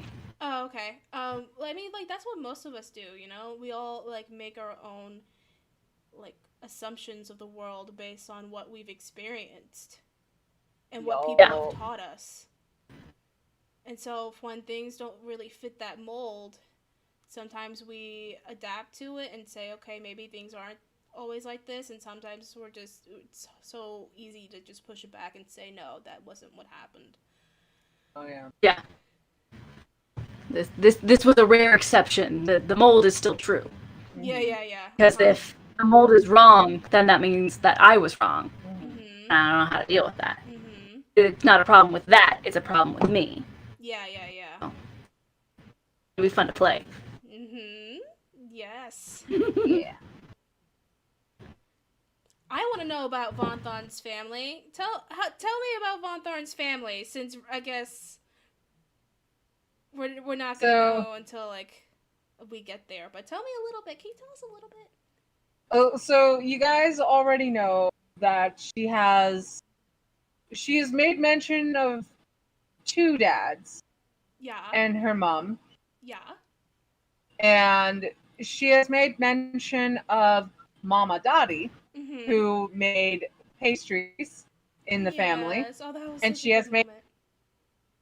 and she has made mention of the fact that she has 6 brothers and 5 sisters. And one of her sisters had made mention. Von Thorn made mention that one of her sisters is basically like her twin.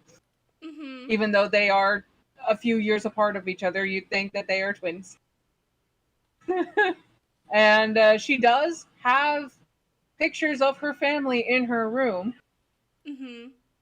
And she also made mention that they are all, like, her parents are all still together and whatnot. And they just kind of work things out. And that her dad, she looks more like her mom, but has a lot of her features as well. Her mom is Tabaxi. Her dad is the Blue Dragonborn. Although her dad is a wizard, but because of her draconic bloodline, she ended up having sorcerer abilities. So her dad, Velmorith, who is a sorcerer, taught her a bunch of the sorcerer stuff that she now knows. Oh, okay. Yeah. Because that was, like, I was like, I couldn't remember. I'm like, is she a sorcerer? Is she a wizard? I can't remember. Because I thought you weren't going to play her- wizard, but then like there was the blue dragon scales and the fact that there were certain spells that you couldn't do, and I was like, fucking right. She's a sorcerer. Yeah. Yeah, no, she is a sorcerer of the Draconic bloodline because her dad is Dragonborn. Okay. Right. Yeah. Alrighty. Yeah. And This is I- really awesome because it feels like I'm on Talks Machina. Yes! I'm trying to give him. I'm only giving information that has already been given. I don't want to go into like too much detail as of yet. No, I want Because I spoilers. want Give that- me all the spoilers right now. No! No! Tell me your tragic backstory! Oh god! Oh, What's your yes, brother's that's name? another. That's another favorite moment when Monthorn was first talking about her family and Maddie just Maddie froze on a resting mad angry face. Oh my god, yes. And Ryan makes mention of that. Or no, was it Glenn that made mention of that? Well, either one of the two boys made mention of. I love whenever someone makes mention of how nice their relationship was with their family, Maddie just gets this totally pissed off. Annalise just is like jealousy. Yeah. Why does everybody get a nice family? Yeah, it's just like, well, yeah, technically she doesn't know that normal families exist. Yeah. Yeah. I mean, her viewpoint was, oh, this is how all families are. And the more that she sees other families, she's like, What the that's fuck? not how all families were. Why didn't I have a nice one? God damn it. And That's not Volthorn fair. is like, I would like for you, Volthorn to Annalise, I would like for you to meet my family, and I kind of would expect my family to try and adopt you after they interact with you. Aww. So cute. That would be very cute. Oh So my far, God. her adopted families have not ended well. Yeah. I didn't know Annalise had adopted families already, aside Well, from basically, Waddle. the Spoilers. ship and now Naaman. Oh, that's Yeah. right. Oh, Oh, yeah. shit. Oh. She has trust issues now. I mean, you know what they say about third times? Third time's the charm! Oh, third time's the one where she dies. Oh, no! She has so many trust issues. Like, she wears it as a guise of, I'm just silly and chaotic, but really she's like, I don't trust any of you. No! Oh. Like, she's definitely waiting for either Von Tharn or Esmeralda to betray them. What about Willow and Colleen? Definitely Willow too, but Colleen, Colleen is just too Colleen's pretty soft. solid. Yeah, Colleen is Colleen's too pretty soft. solid. Like, No, plot twist, Colleen is the BBG. that's what I've been saying for a while. I'm like, it would actually be Colleen. She's actually the BBG. You'd never see it coming. Never see it coming. But I think she doesn't think Willow will betray them. She just doesn't like Willow. That's Like, she does not agree with her choices. But because she already has this kind of standoffishness with Willow, if there was a betrayal, she wouldn't really care. Oh, Yeah. okay. All right. I see what you're saying. Yeah. Vonthorn's just like, honestly, Vonthorn's just kind of going with the flow of shit. That's just how she grew up. Yeah. I think that's why Esmeralda is so surprised. She was just like, why didn't you just go? Still here? For one thing, Vonthorn didn't exactly know she could. Okay. She thought it was just like a pocket dimension thing, like how the rest of the inside of the tavern was. Mm-hmm. So she just on one hand, she just kind of thought, oh, this is just another little pocket dimension thing. Oh, now you're telling me I could have just gone? Well, Well, I too mean, late. I'm too late. I'm already invested in this shit now. Oh, that's Fuck so it. good. I have a bedroom. I'm not going anywhere. Yo, I I got mean, a like, who would bedroom? want to leave that bedroom, though? Really? No one. I mean, I I got was- my own bedroom. I found out that Naaman made a carving of me, and now Oh, in yeah. Yeah. That was so sweet. Fucking carvings. Oh, my goodness. I was literally crying. I was literally crying. It Yeah, was. we were all, I think, one big boo-boo mess. But then also making jokes the whole time. It Oh, was yeah, no, of definitely this course. flopping emotions. Humor is our coping mechanism. Absolutely. Absolutely, yes. Fucking Ryan's. Thank you for being a friend. It was like, God damn it, Ryan! I'm trying to say goodbye to my best friend. Stop referencing Golden Girls here. Oh. I'm sorry I said the same line. Oh my god. It was so good. Like, Oh it my just- god. Oh my goodness. I like, Wait, you have to do take we- advantage of those moments when they arrive, you know? Absolutely. Absolutely. I honestly think like with how our group is now. If we did cosplay as our characters, we could totally do Golden Girl audios. Oh, for sure. For sure. Oh, I am so 100% like Esmeralda is definitely the embodiment of where are you going? To either commit a felony or get ice cream. I'll decide in the car. Especially when she's mad. Oh my. When she's mad or just fucking had it with the world. She's like, fuck it. Fuck it. Or like what other like lines from Golden Girls I can think of? The one I'm thinking of is, What? you know, well, you can't What's have the had that many difference boyfriends, otherwise you'd be a slut. Yeah. Is the slut. She's the grand poobah of slutdom. Who would be the oh man. Oh wow. I would have said Naaman. Well, oh well. I'm not really sure anymore. I'm not sure that audio fits for anyone in this group. It's weird. Wait. I imagine Esmeralda saying Dorothy's line, but I also have a little bit of I guess a headcanon that she was quite known in Grey Cap after her brother left. So I'm like, She got around.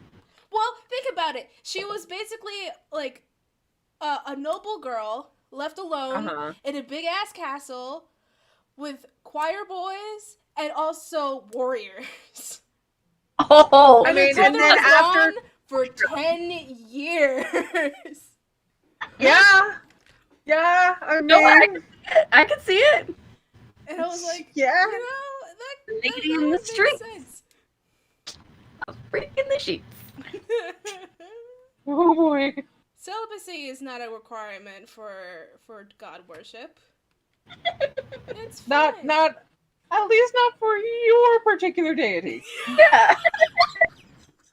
I mean, I would imagine your particular, like, you know, you only got life to live. You might as well have you fun. may go for it. Go for it. You got YOLO. Yeah, seriously. Oh gosh. The thing is, I can't even say that you're wrong. You're not wrong. Oh, and in that respect, then Esmeralda's deity and then the family deity of Fawnthorn would probably get along. Oh, okay.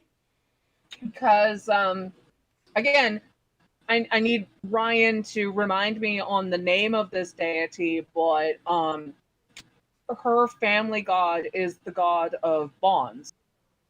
So, like, friendship bonds, relationship bonds, bonds of, like, brotherhood or sisterhood sort of thing.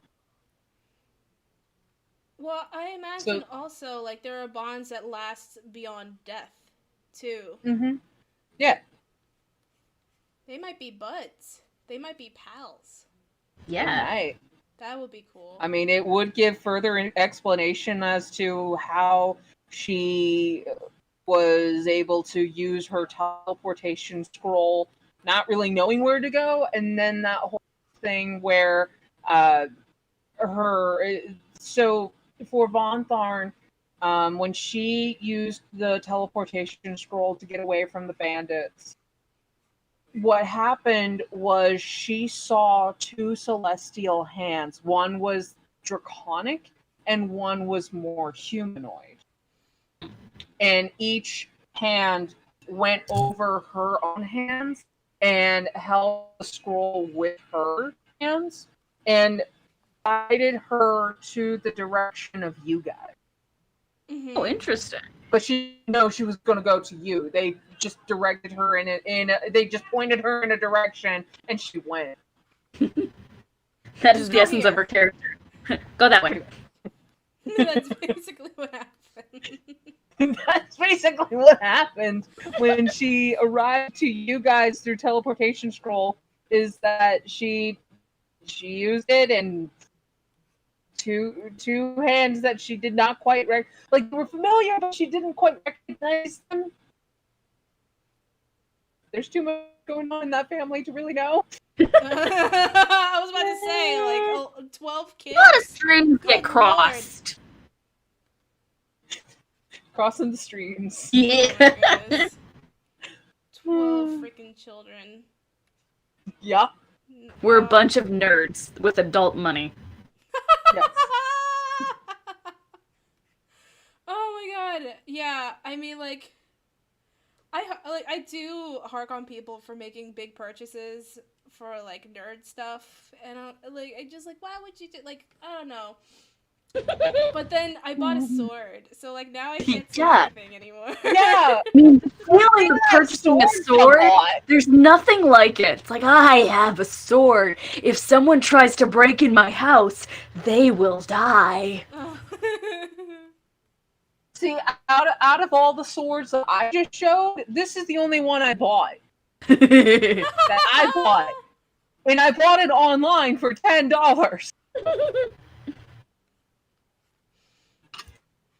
The other two was my boyfriend bought it for his costume for Halloween, and then the other one gifted to me.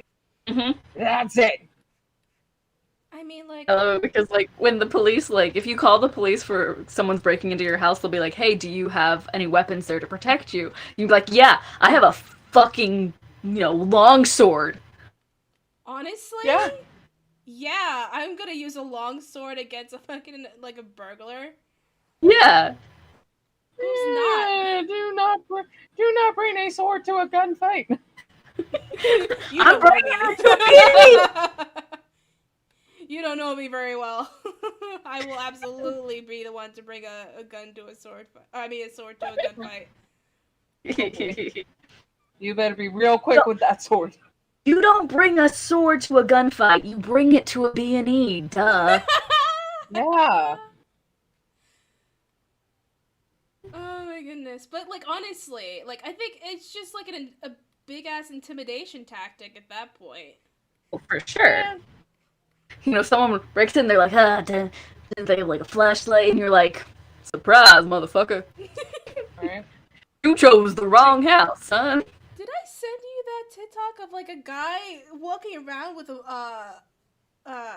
basically an axe in his house? And he's like, okay, I am butt-ass naked. I'm trying to drink my lemonade, and I keep hearing noises. If you are a burglar, please know that I have a weapon, and I'm not afraid to use it, and I am butt-ass naked.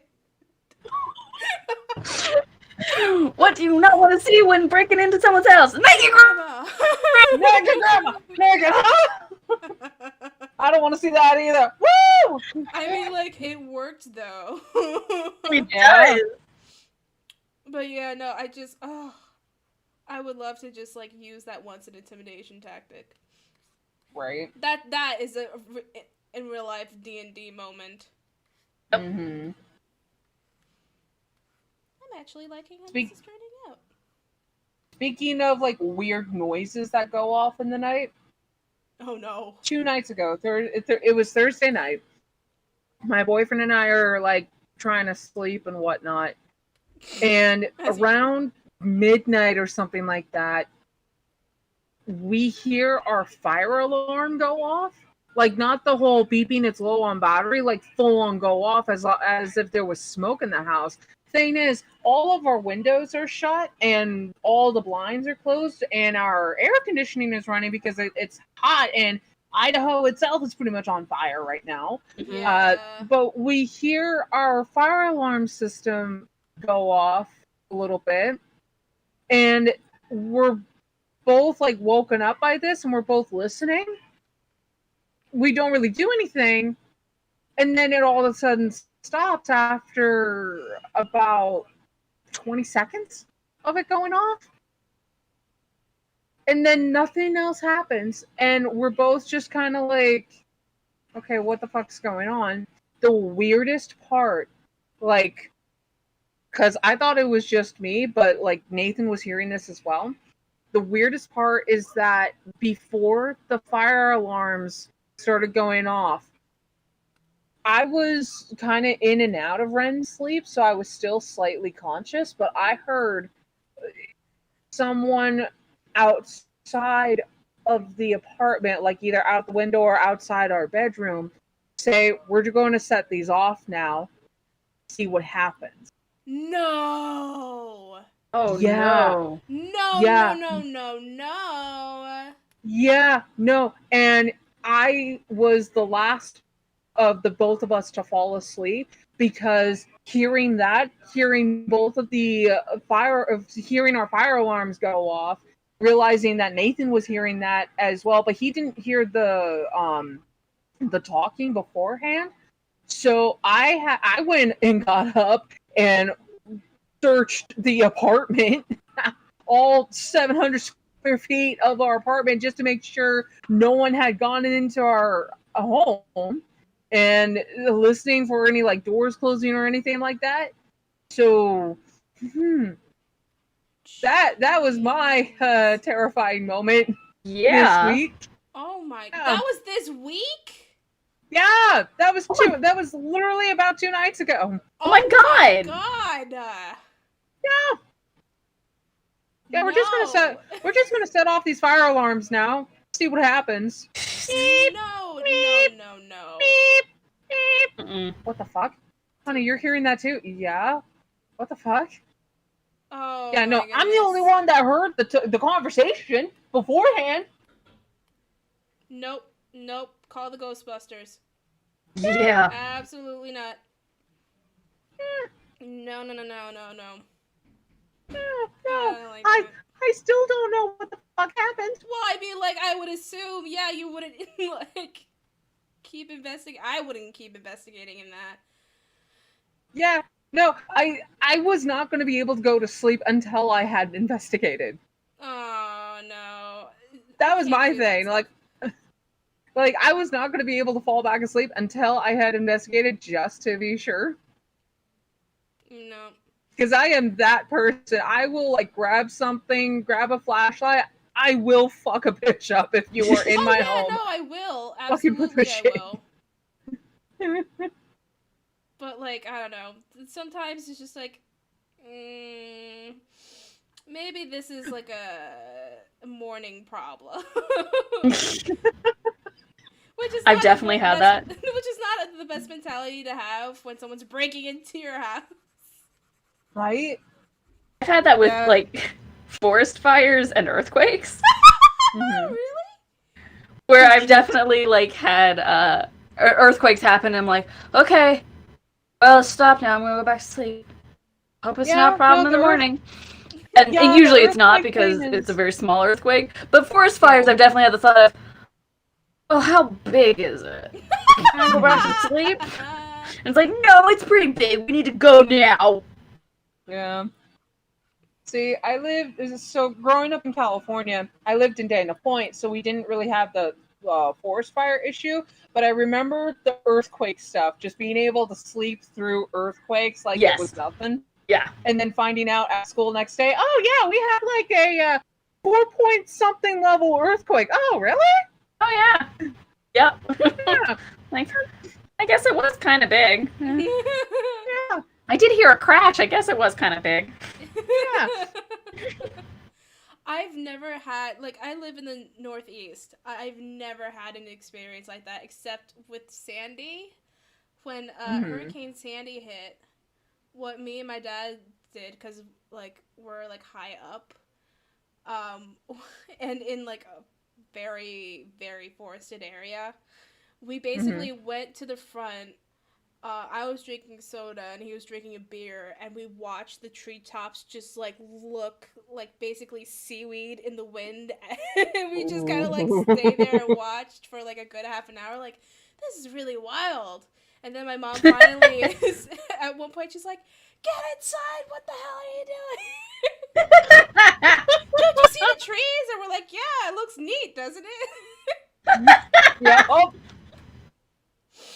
That's kind of the mentality Californians have. It's like, oh, it's the ground shaking. Okay. yep. All right. That was And kind of cool. And when Alright. it comes to like giant storms and whatnot, Yeah, we get an inch of rain, and it's like, ah! No one knows how to drive anymore! The Great Plain of Delaware! that. Oh my god, the freak out that some of Southern California got when we had a little snow back in like early 2000s. I don't know if you remember that, Maddie. I'm not sure I was here in the early 2000s. Ah. Yeah, I think I was just come to California. I'd say 2009. Okay. Yeah. Well, Yeah. Still. Because Oh, go ahead. Go ahead. You go. because I was born and raised in California, Southern California in particular, and some of my earliest memories involve snow in Crestline and Lake Arrowhead, but moving down to South Orange County area and not having snow, I remember some of my classmates and some of where I grew up kind of freaking out a little bit when there was like little patches of snow on the ground one winter, and it's like, what? This is nothing. Yeah, I came from Boston, where we had snow for like 6 months of the year. Oh my god. So it was definitely like, and it would get to like 65 here that first year, and people were like, it's freezing, and me and my brother were like, let's go in the pool, it's so warm! That's Oh, so good. God. Yeah, I kind of like, I don't know, I kind of like sometimes can't even believe it sometimes when I see people freak out over like a half an inch of snow on the ground. Yeah. And then like I'm over here in the Northeast with like 3 feet worth of it. Send some of that snow our way, please, because like we fucking need it. Yeah, I mean, like, I think everyone is now tired of summertime. Yeah, I think everybody's in a heat wave right now. Including Canada. Including oh my Canada. God, yeah. Crazy.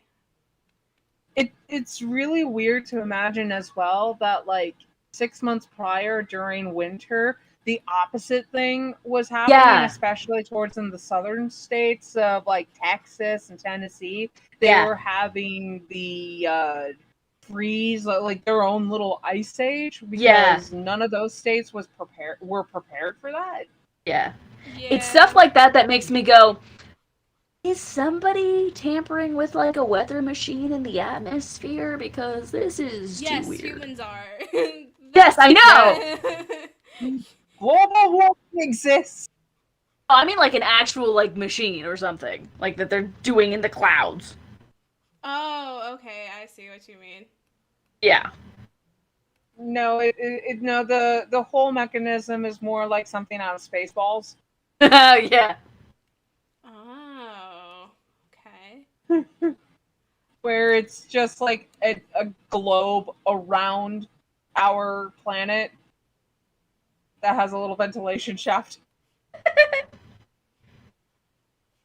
Dude, Liz, I don't know if you've ever seen Spaceballs. I have. It's been many years, but I have. Okay. I have not, actually. We need to fix that. It's really better if you've actually seen Star Wars, I've learned. Because I saw Spaceballs before I watched Star Wars, and then I watched Spaceballs again. I was like, oh, this makes a lot more sense now. Oh, okay.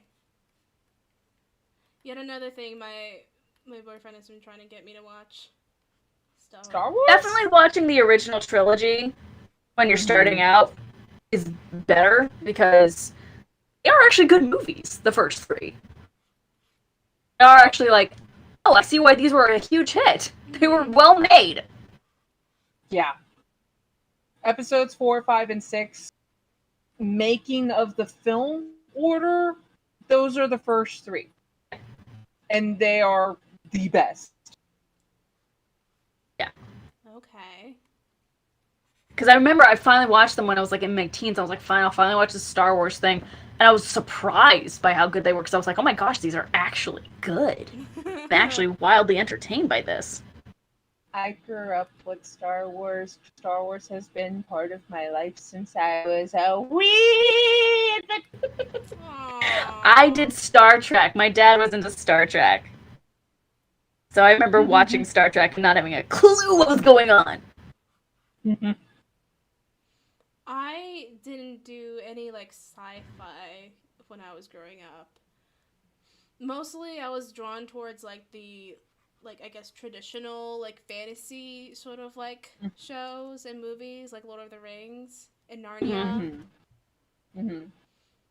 But sci-fi was just something I couldn't get into, probably because I didn't think I was smart enough to understand sci-fi. I'm like, I'm not a scientist. I don't know what this is. I definitely didn't understand sci-fi as a kid. I'm not gonna. I don't know math. I'm not I gonna know anything magic. that has to do with science. Just give me Sci-fi. stuff and magic. Magic is basically magic. Sci-fi is basically just fantasy in space. Yeah. I know. I keep telling my boyfriend that Star Wars is just space wizards. It is. That's all it is. It is. They're just space It's wizards. definitely gotten to the point where it's just, but in space. They're not really following science anymore. Yeah. It's not really science. Although I did watch The Mandalorian, the series on Disney Plus. That's good. So good. And like, who could not love Pedro Pascal? I think Gina Carano kicks ass in her role. I love her in that. Oh my god, I love her in that. That would be another like costume I would consider for Halloween. Yeah, you would look so cool as Cara Dune. Ugh. I would love to just Speaking- like actually. Oh, go ahead.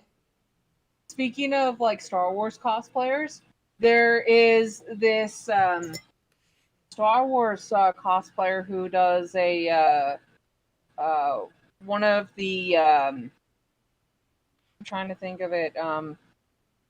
It's a clone suit, I think. Okay. Hold on. Let me just pull up my following because this person I had been following for a very long time, and kind of when I first started being part of TikTok, and then she recently followed me back, and when I saw that I was like, ah! You squeed, yes. Yep. So now I just need to find her profile so that way I can properly shout her out. Mhm. There are so many people on TikTok that like I follow, and then like I'm so shocked that they follow me back. I'm like, why? Right. What have I done? Right? For real? You noticed me? I was fine just showing my admiration from afar. You noticed me. Yeah. You noticed. Senpai noticed me. Somebody noticed me. Or like, what's the other one? Doesn't that hurt you? Do you want it to hurt me, Kevin? I love that whole like, just like the crazy fan like making fun of that stereotype. It's so good. Yes. The fact that was in a SpongeBob episode of all places. I know, right? Right? I heard that most of the writers, when they were writing for SpongeBob, were on drugs, like legit, and then Nickelodeon was like, hey, you can't keep writing SpongeBob if you're gonna be on drugs, and then most of them left. Because they were like, no, we want to keep being on drugs. Okay, so the TikTok username is at Commander Valkyrie. Okay. And she does the pink Mandalorian, Ooh. I think. Hold on. Yeah, she's part of the Valhalla crew of Mandalorians. And her outfit is pink and white. Ooh, interesting. Yeah. Yeah, I had been following her for like a really long time. And then she followed me back in May. So I was like, just at that moment when I found out she followed me back, I was like, oh, Yeah. Now I can't do anything stupid. You'll see it now. Yeah, exactly. oh god. Oh my goodness. Well, I don't know much about the writers for SpongeBob, but I do know Tom Kenny, the voice for SpongeBob, is the sweetest dude ever. He seems Yeah. like it, you know what I mean? He is. I saw his band perform live once, and it was like all swing jazz kind of stuff, and he was just so full of energy. Nice. Mhm. And then when I got to talk to him afterward, he was just so kind. Just like his full attention was on me while I was talking to him. It was just very, very sweet. Aw, that's awesome. Very few celebrities I would actually want to meet, though. I don't know. Like, I feel like it's one of those things where it's like, don't meet your heroes, but at the same time, it's Yeah. like there are certain people that you really do have a good feeling about. Yeah, like Keanu Reeves. Yeah. Ah, Keanu Reeves. Because I really feel like Keanu Reeves just doesn't give a shit. He's not putting on a persona. It's just like, this is me, take it or leave it. Yeah, seriously. But Yeah. that's respectable, you know what I mean? Absolutely. Mm-hmm. I don't think there's any, like, big-time wowie-zowie celebrities that I want to meet. Meeting Thomas Sanders, that definitely I fangirled over. Oh my god, I would too. I would honestly that- too. Oh, nice. That would be so cool to meet Thomas Sanders. You gave great hugs. Aww. It was definitely like a... Because I saw him, and I was like, he was talking to somebody else, and I was just like, ah! But I just kind of stayed calm. And then when he finally, like, turned... it was like, my first thing was, I'm so sorry, I'm fangirling so hard. He was like, no, that's totally okay. And I'm like, Oh, that's so then he gave me Nice. a hug. It was like, yeah, so that was pretty good. That was pretty good. Who was it that I ran into in Vegas the one time I went? It was I want to say his name was Adam Lush or something like that. Hold on. Is that a drag Andrew king? Lush, maybe? Drag queen? That That sounds like a drag king or queen name, but that could also just be very stereotypical of me. I'm sorry. It's okay.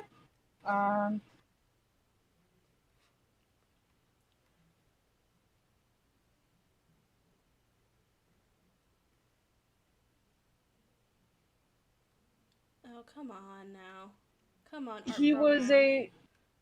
so I ran across and met I ran into a YouTube celebrity the one time I went to Vegas back in 2016. Mm-hmm. And he was one of the more popular YouTubers back in the 20 teens, like in the earlier 2000s. Mm-hmm. And I want to say his name was Andrew Lush. or something like that. I will say, now that you brought up YouTubers, I would absolutely love to meet Markiplier, like in real life. Right? I would love to meet Markiplier because I've been following him for so many years. I will say Swoozy's a very nice guy. Oh yeah. Oh, Swoozy? You met Swoozy before? Yeah. I was on set with him one time. It was very cool. Oh, okay. I think he complimented my outfit. Nice. Thanks. He was very cool. No, it's Matthew Lush. His name is Matthew Lush. I've never heard that name before. Yeah. Yeah, his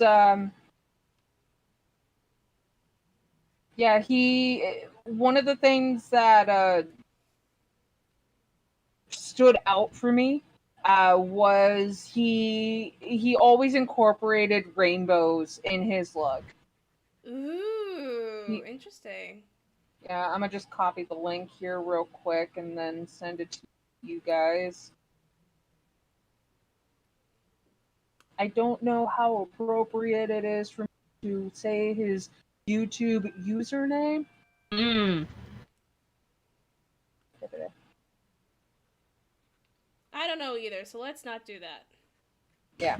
Because this is Ryan's channel, so it's fine. But I mean, like, it's not fine if we mess up. Yeah. Or if we do mess up, it's on his channel, so we done. I think It's not our flag. Yeah. Fine. It's fine. It's totally fine. Yeah.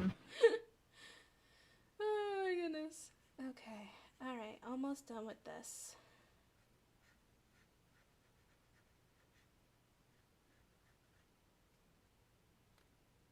Love the wavy hair. Still cool. Thank you. Because you were mentioning the waves and the wind, and I was like, yeah, let's do that. Let's give her billowy hair. Yeah. Why not? All the volume. Oh my god, I love how much volume she has. I gave her lots of volume because I have none. I mean, that's what a lot of people do with their characters, though. You know what I mean? Yeah, it's definitely wish fulfillment. Oh yeah, totally. But you don't get judged for it or anything. Do you want, like, a body that looks like a 10, but, like, you want to be able to eat and drink whatever you want, however you want to? Right? Make a fantasy character. Long legs, tiny waist, hell yeah. And it's totally okay. You could have a barbarian that looks like a small little girl, and she'll just be, like, strong as hell. It's fine. I dig it. Yeah. Yes. And I'm using that from Joe Cat's series where he talked about races and the barbarian class. He actually used a little like gnome girl as the race to describe the barbarian class. I'm like, that's awesome. Nice. Like, I also love that, like, when people don't use the typical stereotypes for certain classes. It's like, no, make the character your own. That's totally fine. And if you have, like, a DM or someone that says, that's not right, they're supposed to be this, like, say bye-bye to that person. So you don't want that kind of negativity. Yeah.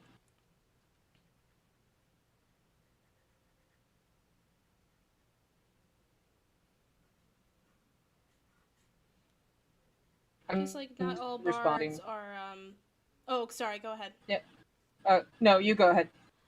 Just like not all bards are musicians. I play a character in a private campaign where she is a bard, but she uses her swords. Oh no! Oh no, Maddie! Ah, there she is. There's Maddie. Crisis averted. For now.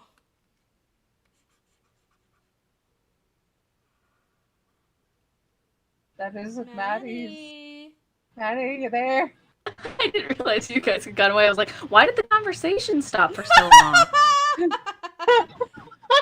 Why did you guys get quiet all of a sudden? Yeah. Oh no, what was it? Oh yeah, I have. I was like, what was I talking about? Right, this. I have a bard in a different campaign, a private campaign, where her whole thing is her sword dances Ooh. instead of music. And then in another campaign, someone else did a bard, but they used painting actually instead of music. And I'm like, it's so freaking cool. Yeah, wasn't Cass's backup character a stripper, and that was gonna be her That bard was stripper? Jax. that was Oh, that was Jack. that was Jack's backup character. Which, like, honestly, I'm upset I didn't also think about that.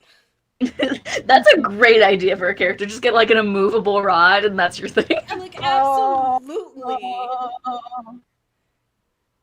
Like, if like the normal, like, regulatory D&D, like, shenanigans, like, just without that being implemented, but now you have implemented strippers into this universe just because you said so.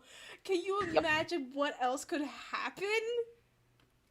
I mean, just imagine them trying to distract the guard. I mean, it would be good.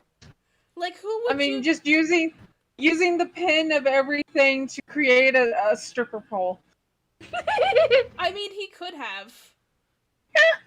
He really could have. Mm-hmm. But, like, maybe, I don't know.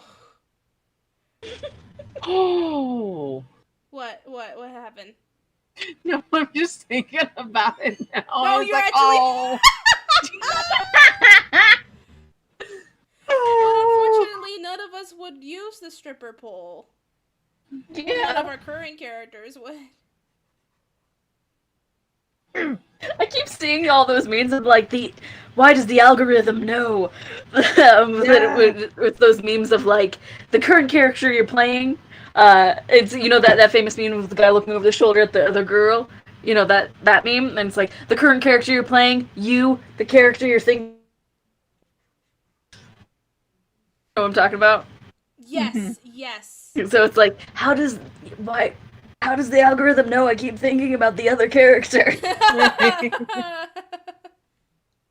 How does the algorithm know I'm having this situation? God damn it! They know, the algorithm always knows. They're listening. Big brother bullshit here. Huh? Somehow me looking at costume pieces on Amazon let the algorithm know that this is what I was wanting to do. Right. Oh my god, yeah. It's scary sometimes to actually like. Oh, it's very scary. Like to think about that. It's just like, hey, you did these two things. This must be your process, your thought process. It's like, hey, how you know that? But do tell me more. Yeah. It's like having a pocket enabler. No, just the FBI agent memes. Hey, a message to my FBI agent. What do you think, FBI agent that's watching me through my camera? What's your opinion? Do you think I should play my backup character instead? I don't know. Or like the those other memes with the FBI. Where like a whole bunch of family drama is going on, and like there's just a dude in the FBI looking through your camera, like eating popcorn, like damn. Yeah. So a friend of mine and I, one of my friends from my in-person group, we actually had a conversation about that. Her FBI agent would be scarred and needing eye bleach every 5 minutes because she does video game let's plays on I don't know if I can say it on here without yes. On OF? No, not OF, the Orange and Black site. Oh, okay. Yep. All right. And the Halloween one. Yeah, Halloween. Halloween. Halloween Town. Yes. She does she does video game let's plays in Halloween Town. Okay. All right. And she made mention my FBI agent must be so concerned and oddly excited by some of the things I search up and do on my computer and need every 5 minutes or so. And I responded with my FBI agent must be so freaking bored with me. Oh, I bet. Like, not for you, but like, I bet that for that other person, yeah. Yep. Oh, Especially yeah. with some of the games that she's played. Mm-hmm. Ooh. I like to think my FBI agent is very invested in our D&D game. Oh, Like, yes. what's gonna so. happen next? I would love to think that our or at least one of our FBI agents subscribed and followed us on all of our social media. Please. We just don't know. To our respected FBI agents, if you have not already subscribed to this YouTube channel or followed us, any of us, on our social medias, please do so. Yeah. We're very friendly. As you can tell. So friendly. You know this already. Yeah. I mean, if you've actually been following us through our mostly adult lives, or at least for the time that the internet has been around, and webcams and mics have been a thing. Mm-hmm. Man, like, again, thinking about that stuff is freaking wild. Just the thought of someone actually watching you just to make sure that you're not doing anything. I'll be right back. My boyfriend needs. Okay. Boo! Boo! Oh, No, God. no There you go. boyfriends. If she fell, I would have laughed, but also been way concerned. I would have been like, of course it happened on live stream. Well, we need them clicks. Oh my goodness. Yeah, I might go back to this another time. I like how it looks so far, though. And then I'm sure as soon as I do the line art, I'm gonna hate it. That's how it usually goes for me. And I don't know why. It's just like, yes, the sketch is so pretty and beautiful and it's detailed, yet somehow soft. And then it's just like, time to do the line art, and then it's just like... It's Always the line art. now. Although I did love how you did your art for everyone's characters. It looked so good. It turned out so well, and I'm loving the fact that the commissioned art you got looks very similar to like how I was drawing her. I'm like, yes, I got it right. Yeah. Well, not only that, it's just like, as long as you get the elements down, yeah.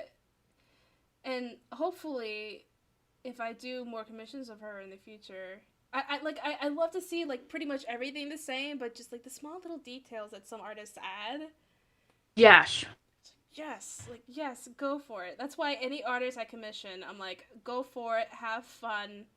These are just what I require, but other than that, go nuts. Go I needed. hog wild. I'm back. I needed to help my boyfriend figure out the rice cooker. Of course. Uh-oh. He'd do it right. I had to fix it. It's alright, it's okay. I actually, and almost knocking my own mic in the process. Yeah, and we saw that you almost tripped and fell over. Yeah. Oh no. Forgive me, but I probably would have laughed at least a little bit. I mean, I already have providing some comedy with searching for my goddamn crochet needle today. I mean, For yeah, an it's hour. fair. Well, it is 10 o'clock. Oh. It's Should we only call it 8 here? for me. Huh? It's only 8 for me. Oh, Only right. 7 for me. I don't know if you guys have anything else to do today. Or if, like, some people might want to eat. Because that's a thing that we have to do to Some people maintain our do. meat suits. Yeah, Unfortunately. they're very picky that way. Yeah. Yeah, you need food and water. Why don't you just shut up and take this And Oreo? rest? Ugh! So annoying. It is annoying. They're like children. Treating your meat Gosh. suit like a child. Jesus. Meat suits are children. Shut me the Oreo. Prove me wrong. I mean, aren't we all essentially children? We are all children, just bigger. Just bigger, yeah, Yeah. exactly. Some of us are more decayed than others. Oh. Oh. Yeah. I can't even argue with that. I was just like, yeah. Yeah, it's true. No, it's true. It's absolutely There's a certain point when things just start hurting. Yep. But for some of us, things have been hurting all of our lives. Yeah. It's like not fair, dude. Not fair, dude. Yeah. Like, you know how, like, some of the older generations will be like, yeah, no, you'll feel all this back pain when you're older. Us millennials is like, I've been feeling this since I was 16. What are you talking about? Yeah, man. Right? Okay. I don't know why we're having back problems so young. Yeah. I think it's probably because of the fact that, like, with technology and us just, like, slouching over our computers and televisions and video games. Absolutely. It's definitely that. Not only that, it's just like, I'm sure, like, everything we've ever interacted with has been doused in chemicals and filled with things that we're probably not supposed to be exposed to at a young age. Yeah, I mean, It's our parents and grandparents' generation were exposed to mercury on literally dinnerware. Yeah. Yeah. Plates. Yeah, Yeah. that was a thing. Yeah. Lead paint. It was very popular. Lead, Oh Yeah. my god, yeah. lead and toys that children were putting in their mouths. Yeah. Do y'all remember when Which- Nintendo was putting like that sort of like not solvent but sort of powder on their games so that when kids licked them they would immediately spit them out? That was like a thing Jesus. in I think like the early 2000s. And I'm like, it sucks that we have to do this. But I understand why we have to do this. Yeah. It's called evolution and survival of the fittest. Yep. Natural selection. Yeah, there we go. I was like, there's the other term for it. What the fuck? Natural selection. That's what it is. Natural selection. Yeah. Oh, so there was this video I saw about things that were made in like the early ages of video game consoles Mm-hmm. when parents were getting concerned about how it was affecting a child's ability to like do their homework or focus on their homework. So someone had the bright idea of creating an actual lock for the Nintendo console. Or it was one of those like old 1980 consoles Okay. where you had like the giant cartridge that went in. Mm-hmm. It was a lock that went in front of where the cartridge went into the console. Mm-hmm. And he basically fashioned it from the concept of a bike lock that had the combination lock. And it was good for about a year before sales just completely dropped off the face of it. And it was just pulled from the shelves. Really? Because kids were figuring out either the combinations or just breaking the locks off or just like it just wasn't working after some point. Yo, man, kids are scary smart sometimes. Right? Oh, yeah. Kids are really scary smart. Like, I Because literally... kids watch. Kids watch what adults do, and they learn from that. Yeah. Mm-hmm. That's how most of development works. But then, like, people are so surprised. It's just like, how do you know this thing? It's just like they watch, they observe, they learn. I watched you. Who I taught learned you it this from stuff? you. I learned it from you! I love how we both remembered that one bit for anti-drugs. I learned it from you. From you! Oh my goodness. Do y'all remember Dare? Oh my No. god. Oh, hated Dare. Dare was this like anti-drug program that at least most probably millennials will remember because they would go to like schools everywhere and be like, don't do drugs, but do it in a way that was so aggressive that like Or annoying. yeah, aggressive and annoying. Just like, yes, we know, don't do drugs. Okay, all right, shut up. But they were like everywhere, everywhere, and like it makes sense. It like good in concept, you know, teach kids to not do drugs and everything. But like they took it too far. Like it got to a point where they just became really freaking annoying. Now the I program didn't have is Dare. I called had something Lead. else that they did. Instead of just being like, don't do drugs, they actually gave you the facts about, like, here's what happens when you do drugs.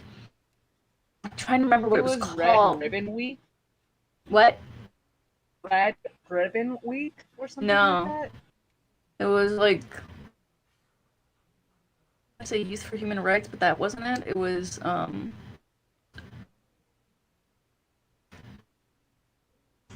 gosh, I can't remember what it was called.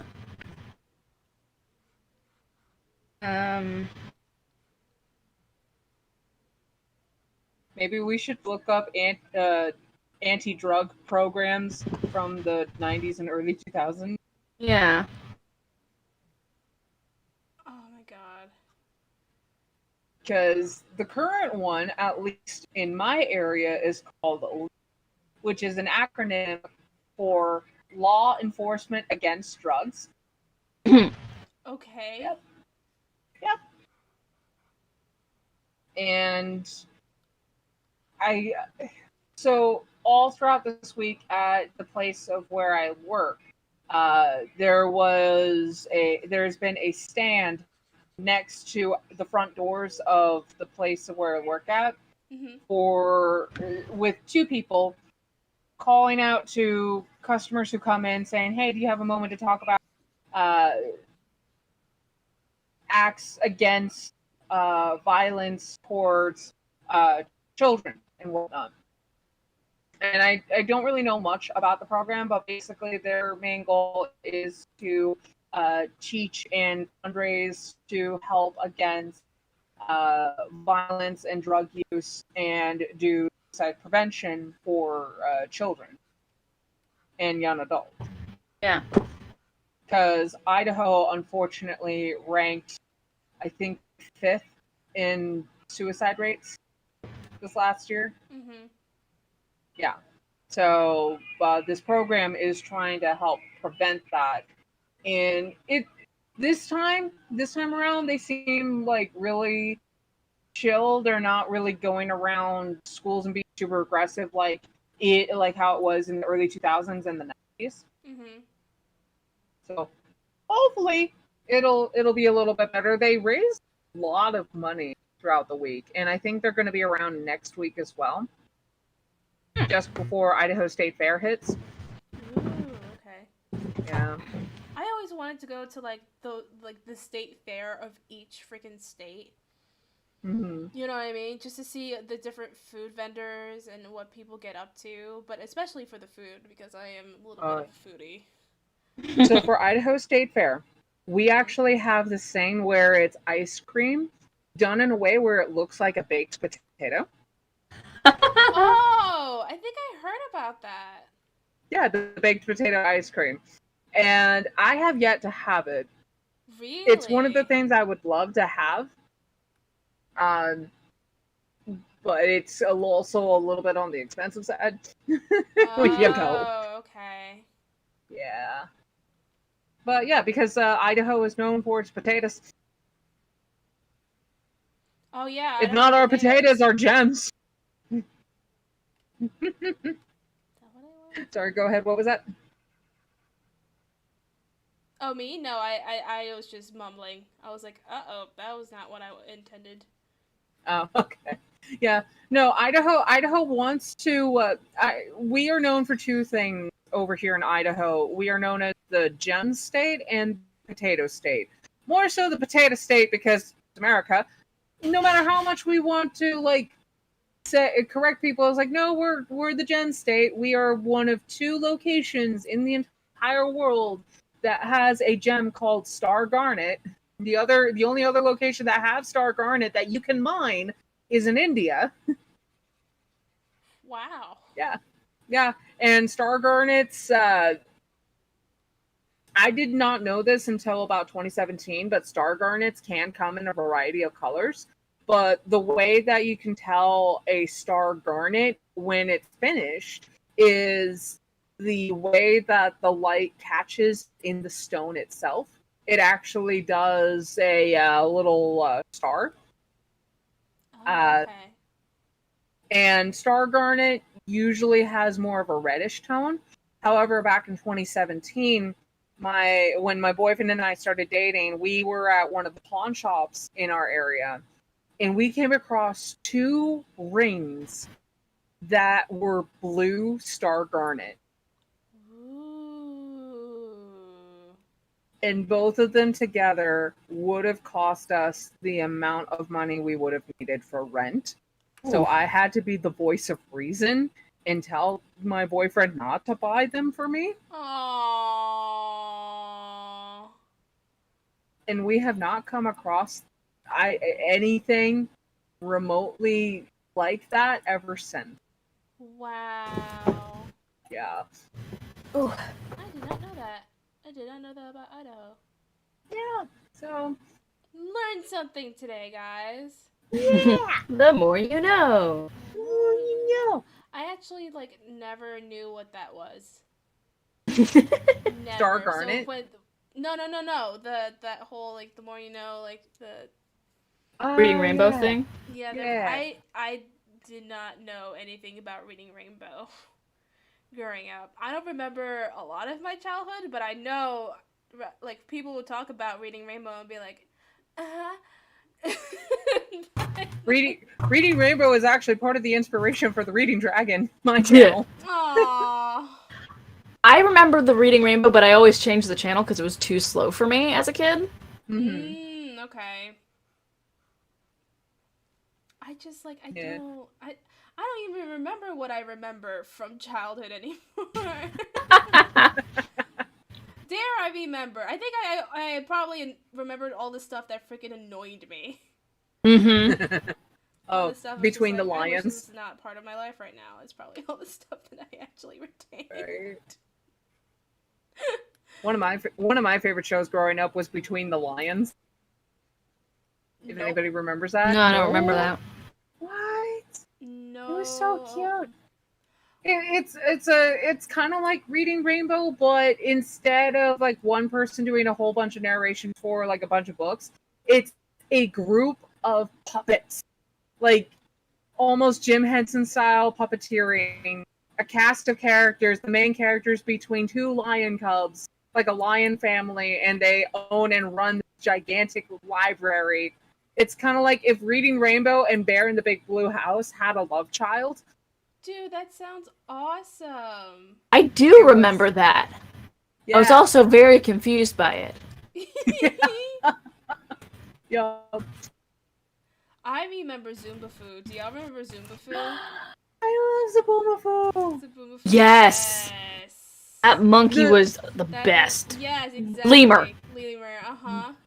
That lemur actually has descendants. I know, I saw that on Instagram. Yeah, It was so cool. Oh my goodness. He's got a daughter and a granddaughter. Oh, so good. So wholesome. Oh, it warms my heart, but also I don't know where you guys are at, but I'm pretty done at the moment. Yeah. I think this will be actually a pretty good place to stop and Again, I will continue this later. Hopefully, if I have time, I'll be able to finish these and post them on the Instagram. So follow us on Instagram. Follow the It looks Instagram so and the Twitter. good. Yes. Yes. And also, like, again, if you can subscribe and click the notification button so that you guys know when we're streaming, in case we do stream late, like we did today. Please follow all of the creators, follow these lovely people on their social media as well, because they also make great content outside of TPK. And, I don't know, any other thoughts? Well, hopefully next week we will continue the campaign. And if not, maybe we'll do Monster of the Week again, or at Maybe. least we'll help you make a character and maybe Yes. a one shot.